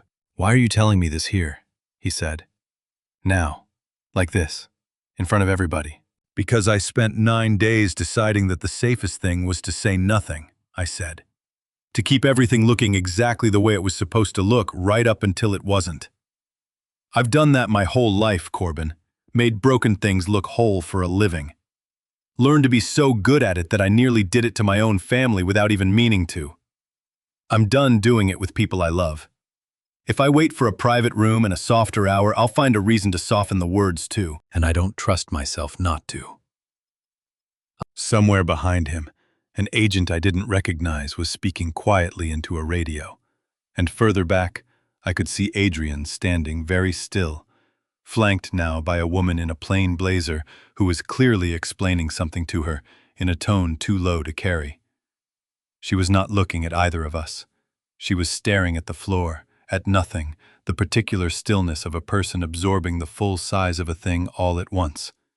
The same stillness I imagined I must have worn myself 9 days earlier, in a gas station parking lot with a phone in my hand. Corbin's eyes filled, and for a moment I thought he might simply turn and walk away rather than stand there and be looked at so directly. He didn't. I didn't know about the drugs, he said, his voice breaking further on the word. I swear to you, Dad, I didn't know what he was going to do until it was already done. Ray told me it was just papers, just moving things along faster so the divorce could go through clean. He said nobody would get hurt. I believe you didn't know about that part, I said. That doesn't erase the rest of it. It doesn't erase the folder in your desk, or the receipt from Mercer House, or standing outside that door while your mother let a stranger into my father's building at night. I know, he said. I know it doesn't. He looked down at his own hands then, the way a man looks at hands he no longer entirely trusts to belong to him. And something in that particular gesture reminded me sharply and uselessly of my own hands failing me over a half-finished stitch just hours before. We stood there a moment longer, father and son, in the middle of a slowly dispersing crowd. Neither of us reaching for the other yet. Both of us, finally, after 9 days, standing in exactly the same amount of light. 3 weeks later, on a gray Tuesday morning in early November, I stood in my own workshop and watched a panel of 4 people I had never met before that day examine the false Bible under proper archival lighting for what would be the final time. The Midwest Conservators Guild had convened a formal review board within days of Vance's arrest, once word of the scheme reached enough institutions to make an independent inquiry unavoidable. 2 members were archivists from state universities. One was a retired appraiser from Chicago with a reputation Franklin assured me carried real weight. The 4th was Carol Ferris herself, sent by the Ridgeview Historical Society to represent the institutions that had unknowingly circulated forged certifications bearing my name. They spent 40 minutes examining the false Bible, the 5 forged certificates, and the sworn timeline Franklin had prepared, cross-referencing every date against my own verified whereabouts. They asked precise, careful questions. I answered them the same way I had answered Agent Sokol 3 weeks earlier. Plainly, without embellishment, because I had learned by then that the truth told exactly as it happened required no defending. At the end of it, the retired appraiser from Chicago closed his folder and said simply, "Your certification stands. Fully. We'll be issuing a formal statement to that effect and notifying every institution affected that the authentic Kessler signature and the forged one are now clearly documented and distinguishable going forward." I thanked them. I did not feel the relief I had expected to feel. I felt instead something quieter and more complicated. The particular tiredness of a man who has been proven right about something he wishes had never needed proving at all. Corbin came to the workshop 2 days after that. On a Thursday afternoon, letting himself in through the front door, the way he had as a boy. Though he knocked first this time, which he never used to. He stood just inside the doorway for a long moment. The same doorway he'd once refused to cross because of the sound of a sewing needle. And he did not come any further until I nodded for him to. "I talked to the prosecutor's office," he said. "My cooperation is on record. Full testimony, everything I know about Ray, about the timeline, all of it. My attorney says it should count for something." "I know," I said. "Franklin told me." He nodded. And then he did the thing I think he had actually come to do, which had nothing to do with legal proceedings at all. "I'm sorry, Dad," he said, and his voice broke cleanly on the second word. Not the kind of sorry I said at the fair, standing there getting caught. I mean it properly now. I let Mom convince me you'd never notice, that you'd just go along with things the way you always seemed to, and when I understood, I was in too deep to walk it back. I told myself it wasn't really hurting you. I knew that was a lie the whole time I was telling it to myself. I did not rush to answer him. I let the workshop hold its quiet a moment longer, the way I let a difficult repair sit before I decide how to approach it. And I thought briefly of the countless Sunday mornings I had sat beside this boy in a hard pew, praying in the ordinary, unremarkable way a father prays for a son he assumes will always simply be fine. "You were the thing I was proudest of in this world the day you were born," I said finally. "Not because of anything you'd done yet, just because you existed. That hasn't changed, Corbin, whatever these last months have been. What you did was wrong, and it's going to take both of us a long while to work through what that means. I'm not going to stand here and tell you otherwise. But you are still my son. That part isn't up for repair or replacement. It simply doesn't change." His composure broke completely then. Not the careful, contained grief he'd shown at the fair, but something rougher and more honest. And I put my hand on the back of his neck, the way I had when he was small and frightened, and let him stand there against it until the worst of it passed. The Bible sits on the shelf behind my workbench, now returned to me, once the criminal proceedings against Vance and Merritt no longer required it as evidence. I unwrapped it from its acid-free tissue alone one evening, and I opened it, as I have 1,000 times before, to the water stain on the first page. The one shaped like a crescent moon, from a flood in 1962. The one with my mother's handwriting still faint beside the Psalms. I did not repair the small nick along its spine where the evidence tag had once been affixed. I left it visible, a thin, honest scar, where there had never been one before.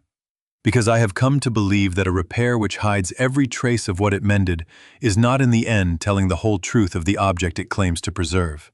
I spent 40 years believing that the highest form of care was making a broken thing look as though it had never been broken at all. I understand now that this was only half a craft. The other half I had to learn at 67 years old, in the space of 9 terrible days, is knowing which marks deserve to stay visible, so that anyone who looks closely enough afterward can still see exactly where the healing happened. I believe God does not ask us to be unbroken. I believe He asks us to be honest about where we've been mended and by whose hands. And I believe watching Corbin walk back out through that workshop door, a little steadier than he walked in, that grace is very often nothing more than someone choosing to stay in the room after the truth has finally been told. If there is one thing I would ask you, whoever is listening to this, would you have told your son the truth in the middle of that crowded fair, in front of everyone, the way I did? Or would you have waited for a quieter room, a softer hour, the way I spent 9 long days convincing myself I preferred? I still don't know which of us would have been right. I only know which one I could live with. If this story found something true in you, leave it in the comments below and tell me how you would have answered that question yourself. And if you're still here with me, still listening, I'll be glad to have you along for whatever comes next.